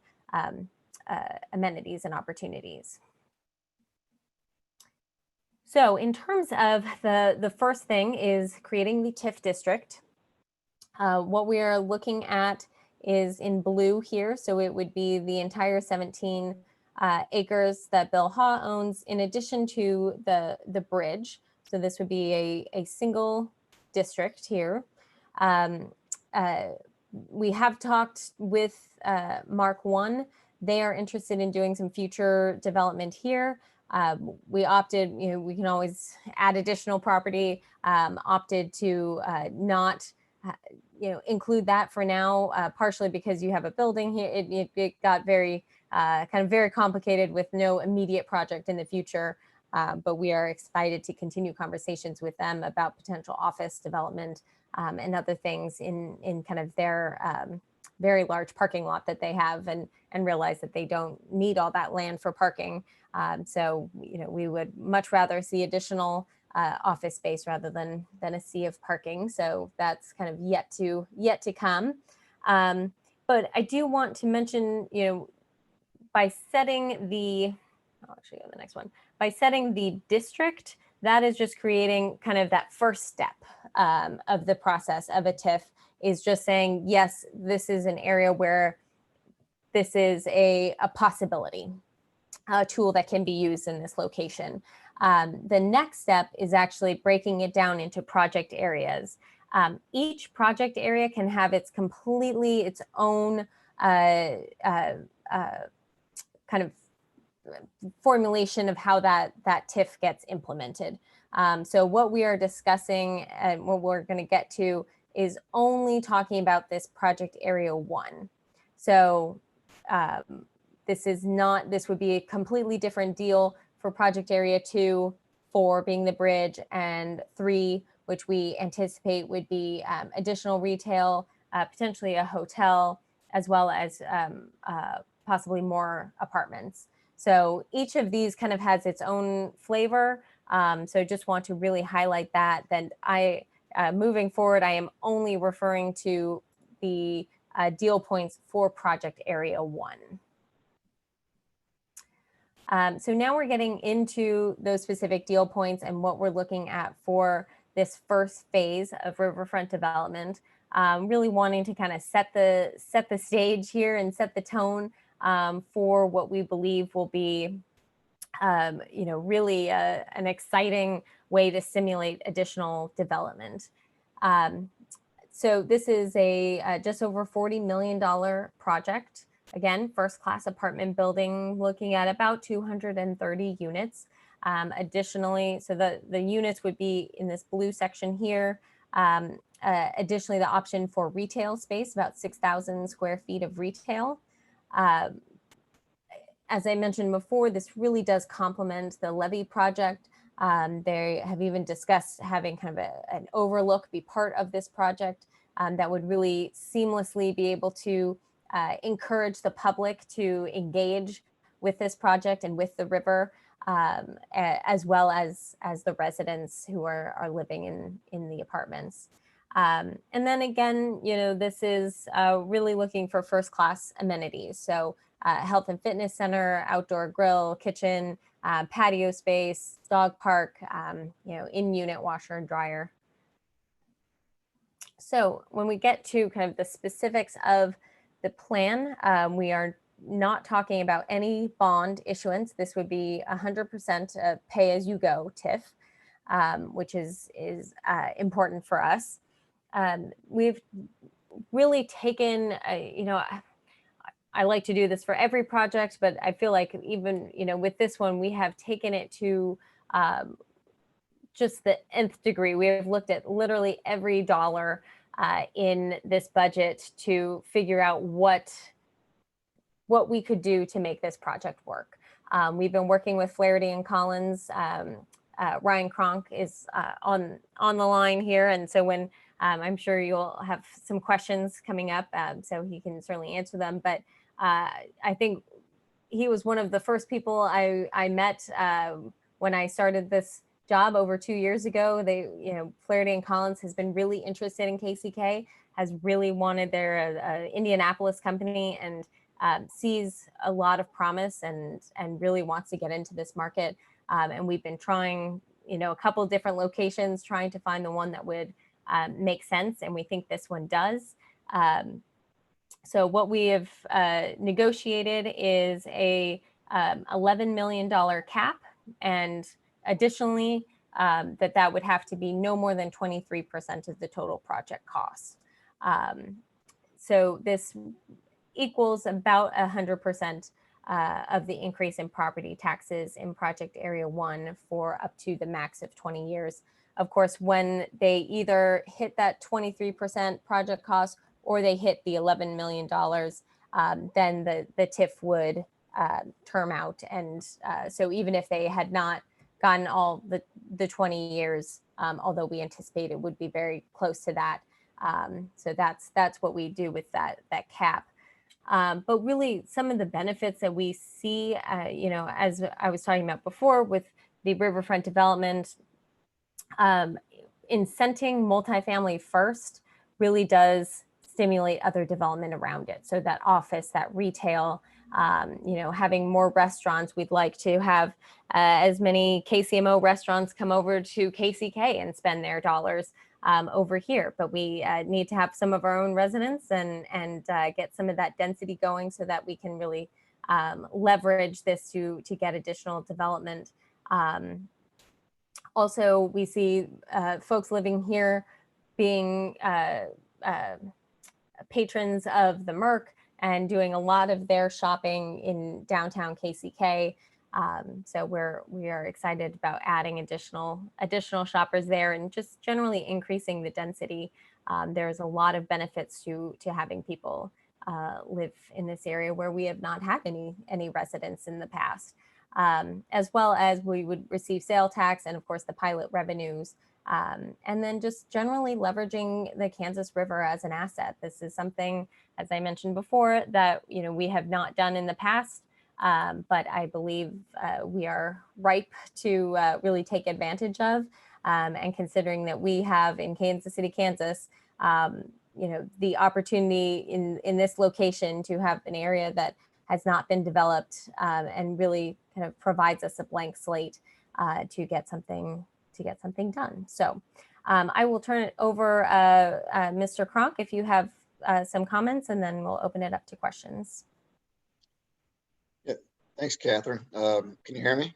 Yes. Okay, good. Yeah, hi, my name is Brian Kronk. I'm with Flaherty and Collins Properties out of Indianapolis, Indiana. And Catherine, thanks for the description of the property. This is a very unique project. It's probably the first time we've ever done a phase 2 of a project in a different state. So it's very unique. And we've been in the Kansas City area now for, I think, 5 or 6 years looking for properties. And as Catherine knows, we've been talking to the city there, I think probably for 3 or 4 years, trying to figure out opportunities in Kansas City, Kansas for development. But this one in particular, since we were already down the Stockyards area building, this was an easy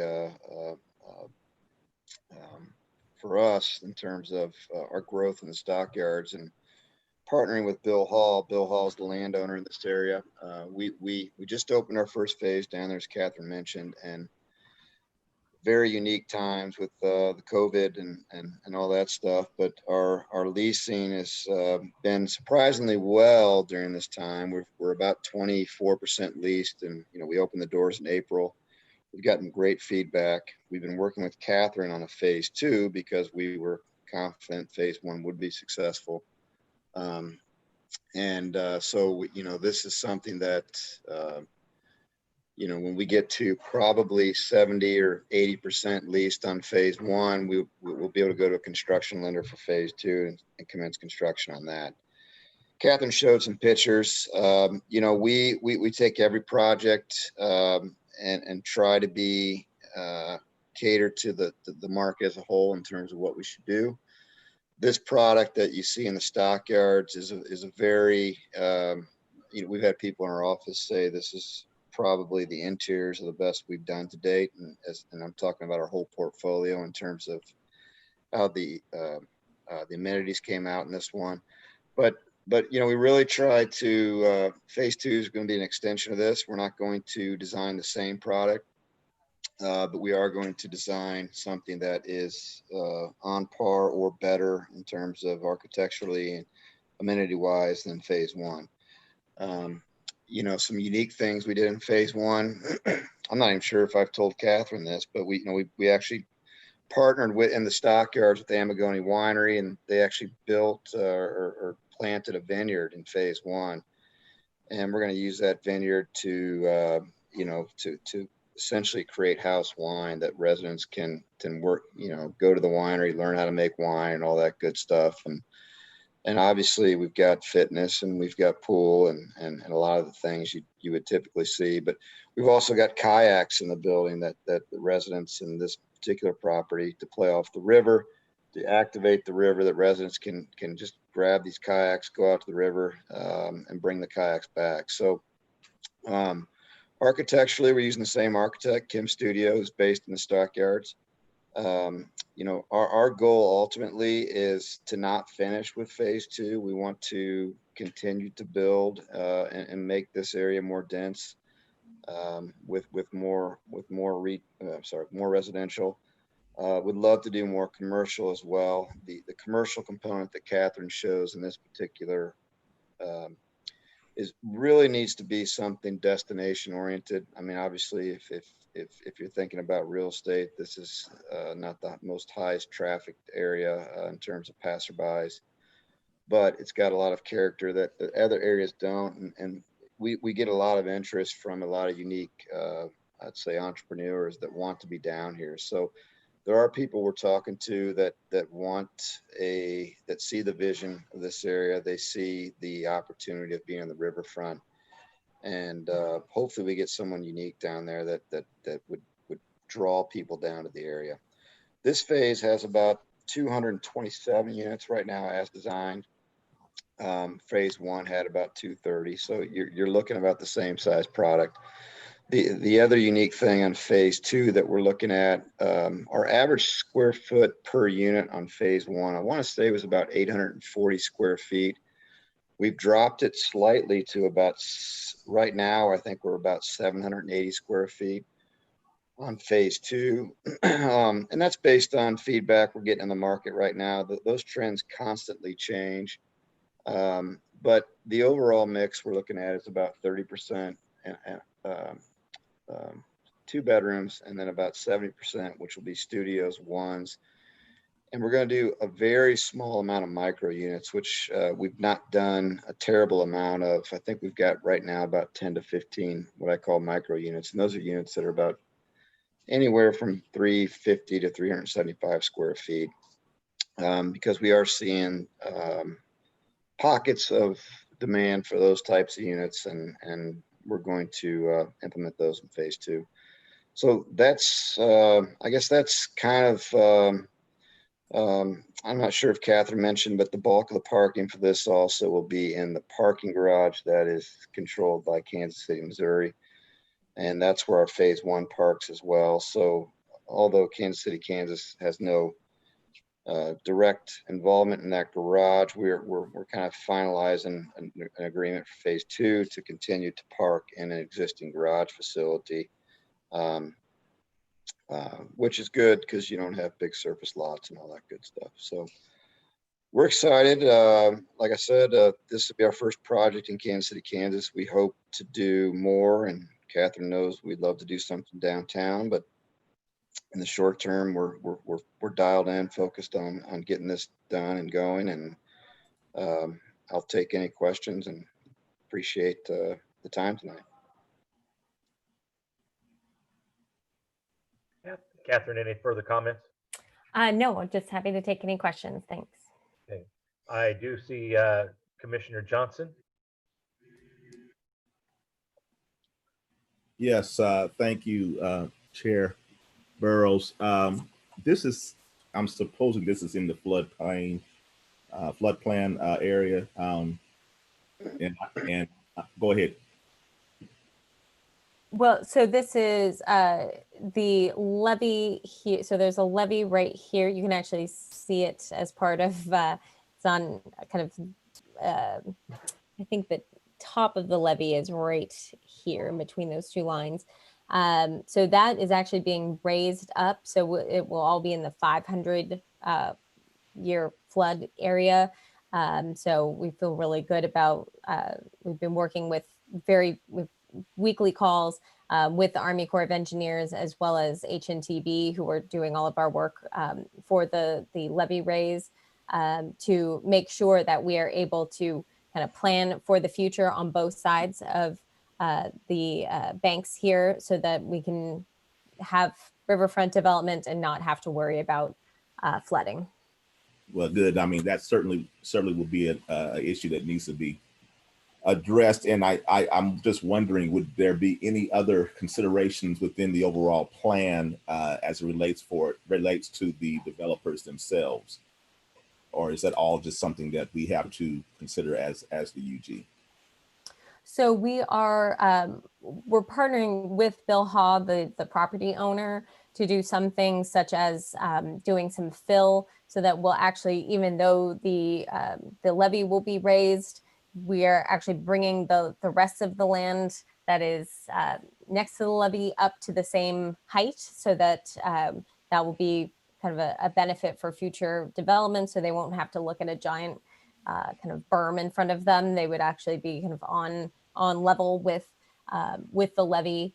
So we are working with him. And then, as I mentioned, there are aspects of kind of this park idea that will be implemented as part of this development, and then some that we would bring in as part of the levy betterments. And so we're trying to kind of piece all these different pieces together to really kind of use this synergy to come up with something pretty different that we know no one of us would be able to do kind of on our own. Right. Well, I had a chance to, with a couple of other commissioners, to go up to Louisville, Kentucky, and Akron, Ohio, and Owensboro, Kentucky, to look at some riverfront projects. And really, I think if we don't do something like this, we're really missing out on a real opportunity that seems to be gaining a lot of interest around the country. In fact, when I went to Owensboro, I made a note of one of the gentlemen that said, never let a good crisis go to waste. They actually started building their riverfront project during the 08-09 recession. So it has been quite successful. The city has really rallied around it, and is really a destination site for families along the river there that separates Kentucky and Ohio. So I see that this will be something that would really be good. I think that, Mr. Crunkin, he's done an excellent project over in Kansas City, Missouri, along the riverfront, just I think northeast of the river market area there, and I had a chance to see it, and so I've seen the work that they do. I like their concepts. Seems to work real well over there, and hopefully we can have some of that coming over to Wyandotte County. My final comment to Mr. Crunk is, as I said with our prior thing that we just looked at, the prior opportunity we just looked at, please, for the record, continue to look into Northeast Wyandotte County for opportunities as well. I have to continue to say a word, put in the word for Northeast Wyandotte County. So thank you so much, and I appreciate it. Thank you, and we will definitely continue. It's on our board. Great, thank you. I believe the next person up is Commissioner Townsend. Thank you, Commissioner. Good evening, Mr. Cronk and Ms. Carter. Just two quick questions. One with regard to the parking again. It's my understanding that for the phase 2, the parking will be across the street in the lot where phase 1 tenants also park or currently park. If this is successful and I hope it will be,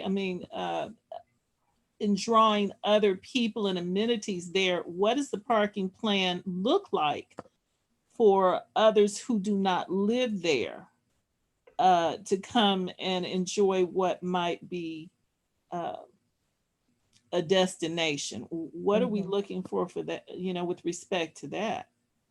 So yeah, as you mentioned, you can see here, so this is where that phase 1 is. Here is phase 2. And then this is a parking garage that KCMO built that was heavily unutilized. And so it's kind of worked out pretty great because as you all know, parking garages are very expensive to build. So the fact that there was one in great shape, just kind of ready-made for both of these projects, despite being on the other side of the state line, really is a huge benefit financially to this project moving forward. I don't know if we would have had to build a parking garage for phase 2 if we'd be able to make the numbers work. So in terms of future development, so here's the retail that Mr. Cronk was talking about. That would have some parking that would go along with it for that.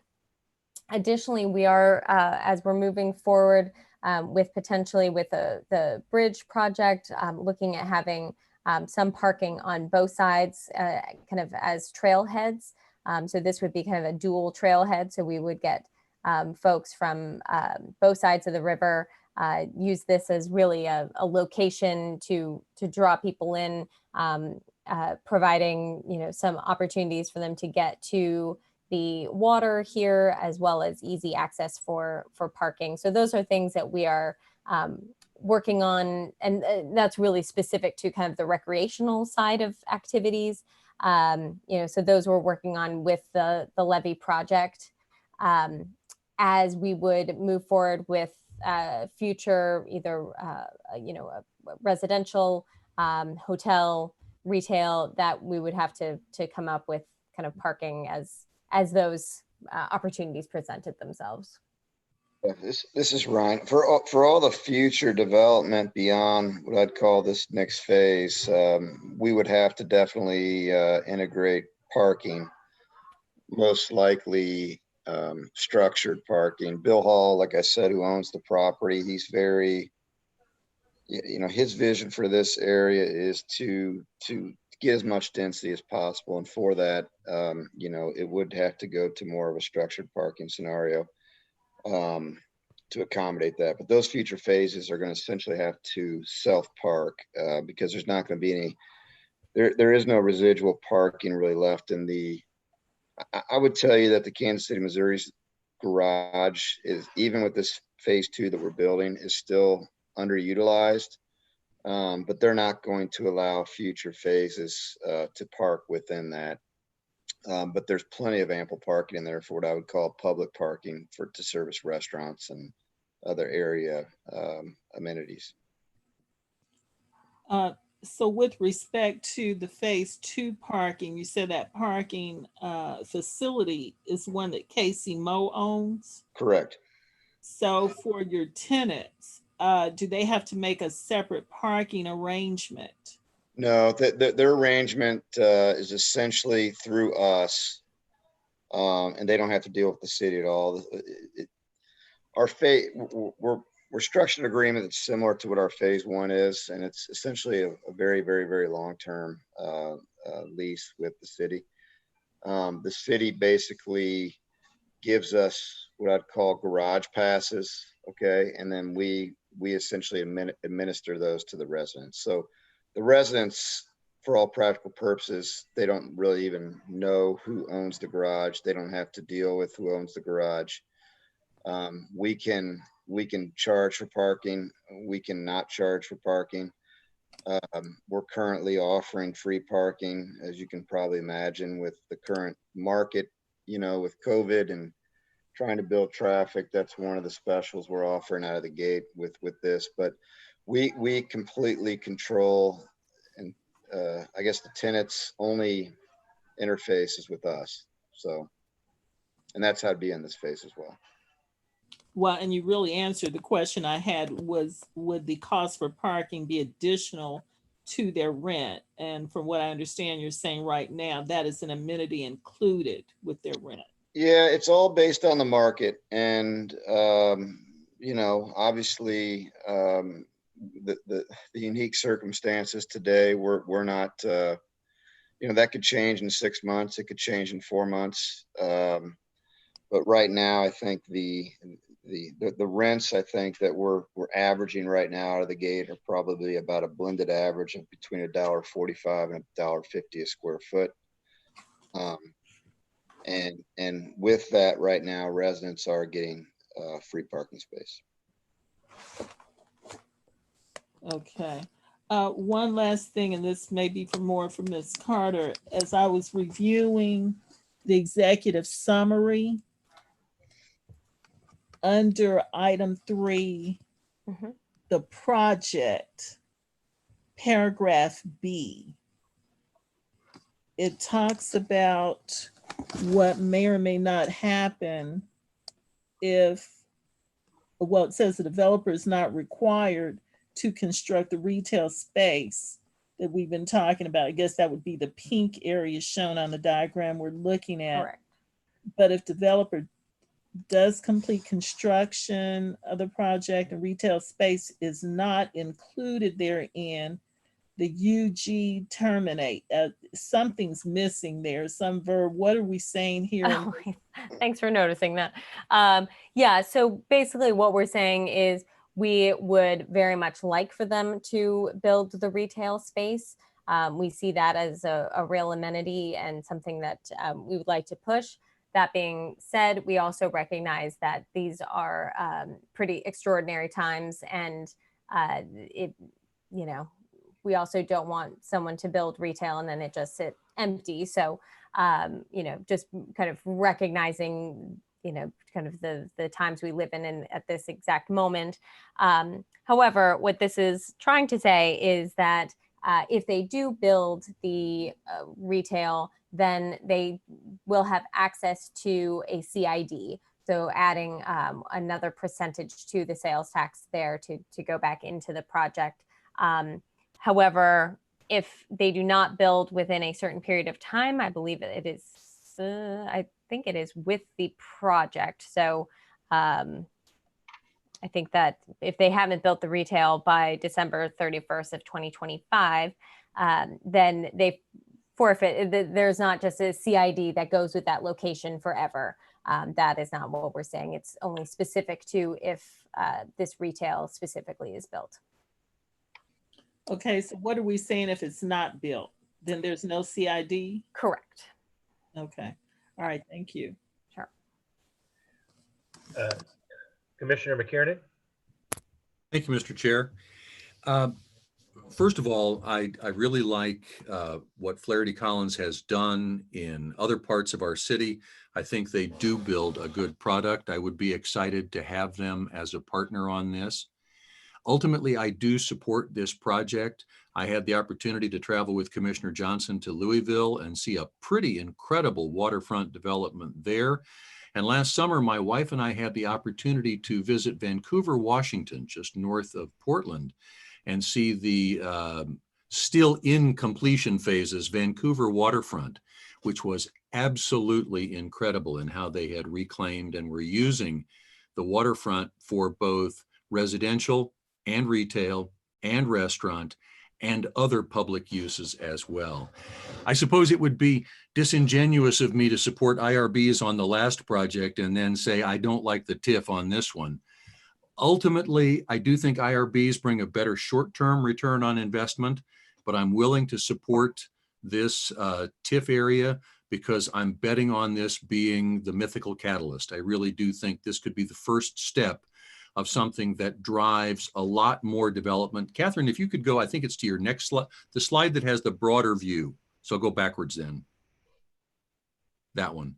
So if we look at to the left of your dark gray is currently what is parking lot, certainly developable possibilities there on that flat space. If we go further to the left, now it's off your map, but the rest of the James Street Viaduct and James Street going north certainly does continue on, there you go, on to the north. That has a potential connection to Central Avenue as well as James Street. So there are further opportunities north of this on the Kansas side. And by the way, if you're a District 2 commissioner, you call this the East Bottoms, not the West Bottoms. But there certainly are other opportunities. And I do think there are even opportunities, although they might be a little bit more complicated, there are opportunities on the west side, on the west bank of the Kansas River, which would be across the river from this. So I have to look at this as being the catalyst that will, in the short run, hopefully bring some sales tax, hopefully bring some pilot, but will ultimately seed a much broader development that will have a long-term positive impact. So I certainly am in support of this. I see no other hands. Oh, sorry, excuse me, Mr. Bryant.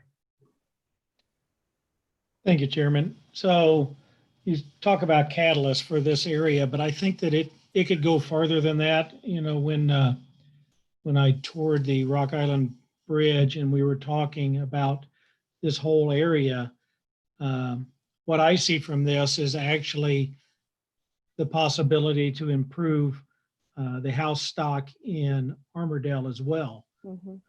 We have the warehouse district that's closest to the river, but then once you move past 7th Street, you get into a lot of lower valued homes that I believe are ripe for redevelopment, and a lot of the business down there has been down there for years and has a solid customer base.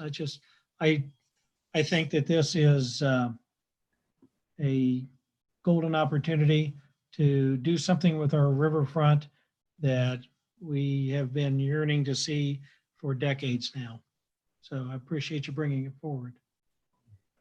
Thanks. Any other questions or comments? I see anybody from the public have a comment. Clerk, was there anyone that spoke in favor or in opposition to the actions this evening? We have not received anything in favor or opposition. Thank you. Mr. Cronk, thank you for being with us this evening. And Catherine, thank you for the PowerPoint that shows the opportunity for the TIF in the 4 districts. There are some questions moving forward with the project. Some of us have questions in reference to the ownership of the bridge and how that will play into the TIF and Kansas dollars going for a Missouri entity. But that aside, I do believe the project has tremendous merit. I want to thank Commissioner Bryant or Commissioner McKiernan and Mr. Bryant for bringing up the opportunities for future development.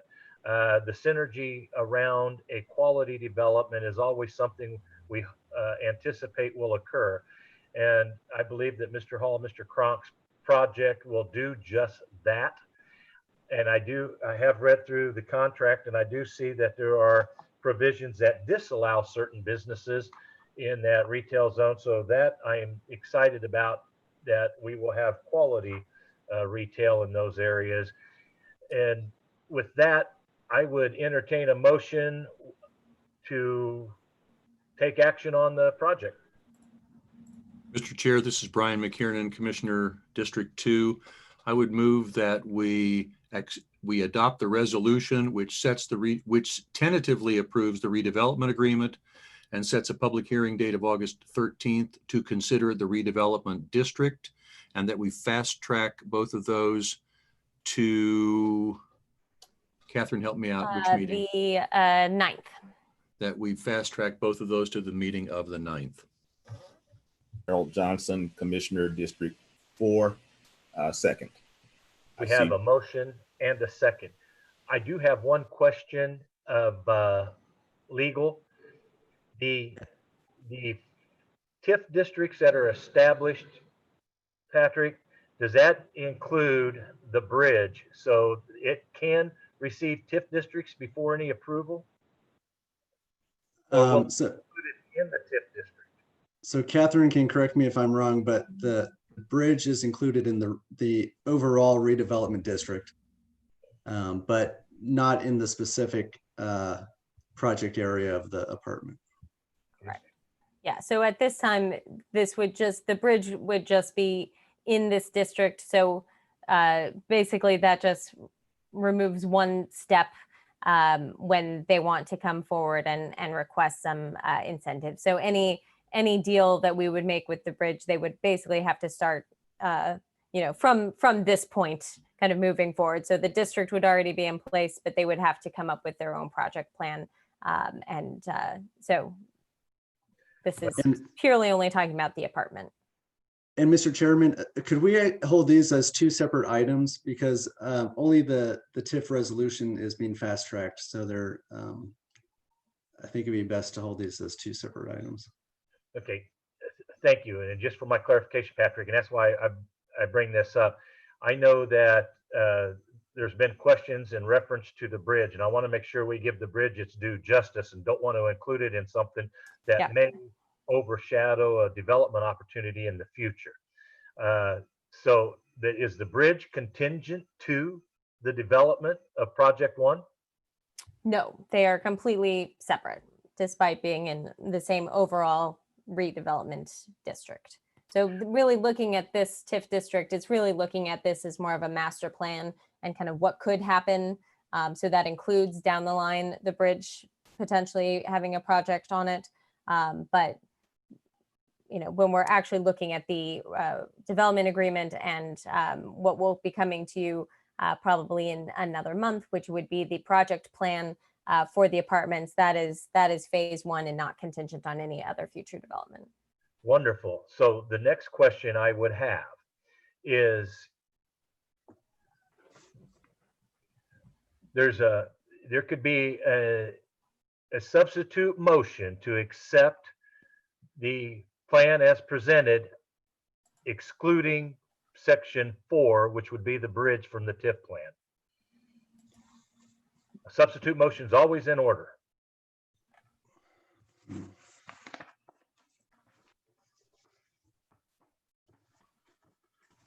Excluding section 4.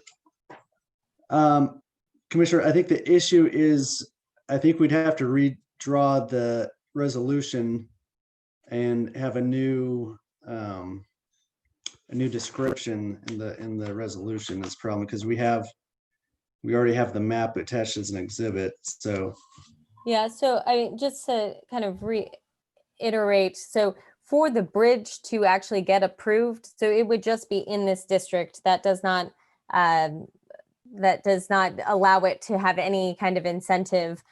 To get any TIF incentive, it would have to have a project plan approved, which would be a 2/3 vote required. So it would have a lot of additional planning and scrutiny to receive any benefit from a TIF plan.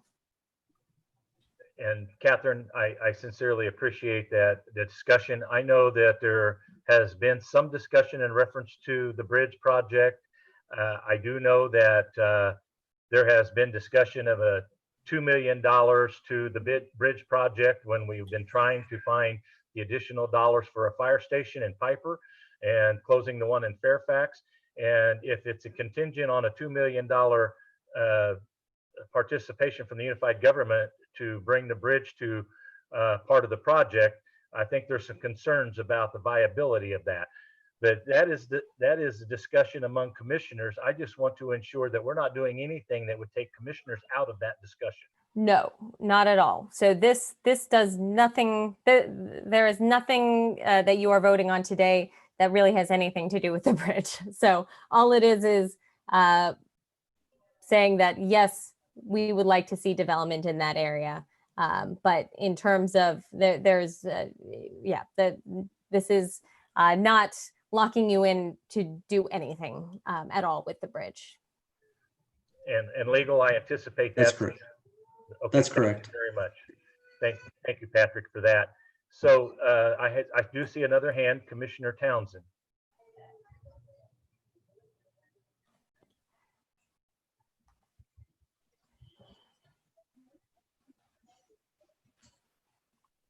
Commissioner Townsend, you're muted. Thank you. Can you hear me now? Yes, ma'am. Thank you. Let me start over again. I appreciate Commissioner Burrow's comments about the bridge. Maybe another way to ask this is, what is the benefit of including the bridge in the TIF district at this time at all, if it does not lock the commission into awarding, for lack of a better word, any type of financial benefit, because that should definitely, absolutely be a separate discussion apart. So what is the benefit in including the bridge in this TIF? So we are really looking at, this is a riverfront development master plan. So we are looking at what we would like to see in the future, in the coming years for this area. That includes this property that is not in this, I guess maybe this is the better one. So Project Area 3, that would have its own complete different deal. Project Area 2, again, completely separate deal points. We have not mentioned it. They could use TIF, they could not use TIF. This is just providing an area and kind of a vision for what we would like to see, and where we anticipate development to happen in the future. And honestly, it is using TIF is a very long process.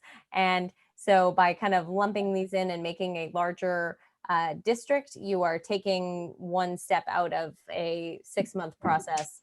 But once again, this is only what we are talking about today in terms of the cap and the actual deal points. That is only referring to Project Area 1. Anything happening in Project Area 2, 4, or 3 would come back to all of you, and we would have this exact same conversation over again, but with those deal points in that specific project. Hey, Catherine, this is Todd LaSala. If I may, I agree with everything you just said, Commissioner Townsend. The other thing that I would add to that, procedurally, Catherine's exactly right. The other advantage to having it in is that if you have development in project areas 1, 2, and 3 that are more robust than you expect, and you have excess revenues that are created from those other projects within the district, you have the ability, if you someday choose to share those revenues that are generated within this TIF district with project area 4. If the commission ultimately decides it wants to do something with the bridge and wants to, as Catherine says, approve that project plan someday by a 2/3 vote, if and only if you decide to do all that, and you find that you have excess revenue from project area 3 and something great that's happening there, where you don't need all that revenue to do the project itself in project area 3, you have the ability to share that revenue from project area 3 to make the bridge thing happen without it coming from someplace else. That's, if you ask me what's the greatest advantage to doing it, in addition to the procedural stuff that Catherine's talking about, that's all exactly right. Substantively down the road, there may be deal reasons that would be beneficial. And you have the ability to do that if it's already attached to this TIF district. So without the bridge being a part of this TIF, if we found ourselves with an abundance of riches, so to speak, they would not be available for use in 4? Right, not without being in the district. You would have to go back procedurally and go through some procedural stuff to try and add it to the district if it's not in. That's correct. Well, I appreciate that insight. That is an advantage. I just want to make sure that I am not unwittingly approving a bridge for some of the same reasons that Commissioner Burrows shared some of the considerations. I could add some others beyond those that he mentioned, but if this inclusion of 4 only keeps open the door to sharing profits that may exceed in 1, 2, and 3 what the TIF is allowed for, then I can see the benefit in that. I just want to make sure that we're not unwittingly, or that I am not unwittingly as a commissioner on this committee, giving a tacit go ahead for that project, that part of it. No, Commissioner, Catherine said this very well. It's very, very true. In order for Project Area 4 to ever benefit from being in the TIF district, it will have to have a project plan approved that requires 2/3 of the commission to vote in favor of it. And that, whatever the deal might be on the bridge someday, it will have to rise and fall on its own with the commissioners, and 2/3 of the commissioners will have to be in favor of approving that project plan someday. If that never happens, the bridge never benefits from being in the district at all. All right, thank you very much. Mr. McKiernan, Commissioner McKiernan, again. Thank you, Mr. Chair. I do want to make clear that when I made my initial motion, it was directed toward Project Area 1 and not toward 2 or 3 or 4. So I was only thinking about Project Area 1 with that, even though there may be a broader district that could be acted on someday. I'm only for now focused on Project Area 1. I just want to make that clear. Council, does he have to change his amendment to verify that? Do we need to pull the second and him repose his? No, I think the wording was, the only issue is I think we should have them as 2 separate votes. So it'd probably be best just to reword it anyways, because we want to have these as 2 separate votes, one for the development agreement and one for the resolution. Well, if my second is agreeable to withdraw, then I will withdraw to restate my motion. Agreed. So I will take direction from legal counsel on how we should phrase these so that they are 2 separate but related motions. All right. So you have the resolution calling and providing for the notice of the public hearing on the redevelopment district. And that's being requested for the fast track to Thursday. And then you have a resolution adopting the development agreement for the apartment project. And Catherine, correct me, that's a tentative approval, correct? Yes, so the project plan, which is the legally binding aspect, will still be coming forward to this committee here shortly in the future. Correct. Okay. Then in that case, Mr. Waters, if you could just state for me again the very first one. Yeah, a resolution calling and providing for notice of a public hearing on the advisability of creating a redevelopment district. That's for as we talked about, the overall. What he just said is my motion. And my second. So, point of clarification, if I may, that's the same motion as you made before. It's for the entire project 1 through 4, because that is the redevelopment district. Correct. It just we're excluding. We're not taking we're holding the development agreement as a separate vote. I think what raises some of the questions with some of us is this 26-page agreement, and the questions that come forward in reference to that.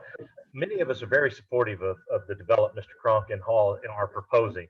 We want to see the riverfront development. We believe it will complement not only our community, but enhance ancillary development on both sides of the river.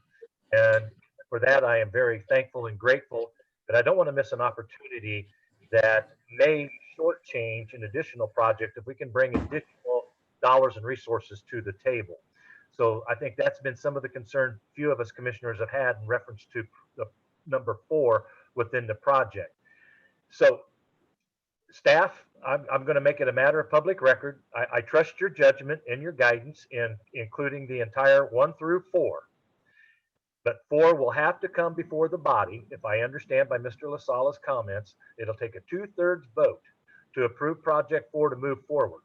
If that's the case, will it take 2/3 vote for project 2 and 3 to move forward? Yes, and 1 for that matter. So when we come back with project area 1, which will really,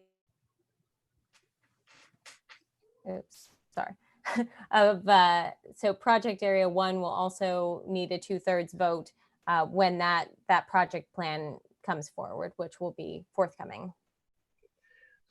So Catherine, we will have an opportunity as commissioners to divide these 4 projects individually and have them stand on their merits individually. 100% correct. Thank you for that public statement. I appreciate that very much. Any other questions, comments, or concerns in reference to the proposal before us this evening? Seeing none, we do have a motion and a second to approve the resolution, and help me, council, in reference to item 2, the resolution and the development agreement. This is just the, this is the motion that Commissioner McKiernan made is just for the redevelopment district at this time. Okay, thank you. Is everyone comfortable with the motion and understand what the motion is? If so, I'll ask the clerk to call roll. Roll call. Bryant, Aye. Walters, Aye. Johnson, Aye. Townsend, Aye. McKiernan, Aye. Burrows. Aye. Second part of the motion was the development agreement, the resolution approving the Yards 2 development, resolution calling for the TIF. Council, is that correct? Correct. And that is my motion. And my second, Johnson. McKiernan made the motion, Johnson made the second. Any discussion, any questions? Seeing none. I ask the clerk to call roll. Roll call. Bryant, Aye. Walters, Aye. Johnson, Aye. Townsend, Aye. McKiernan, Aye. Burrows. Aye.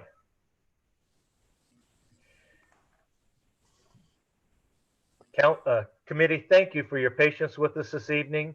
I know this pandemic has been quite trying on not only us, but the public as a whole. I would just ask the staff, when we have something that needs to be fast-tracked, that we get the information as soon as it's available.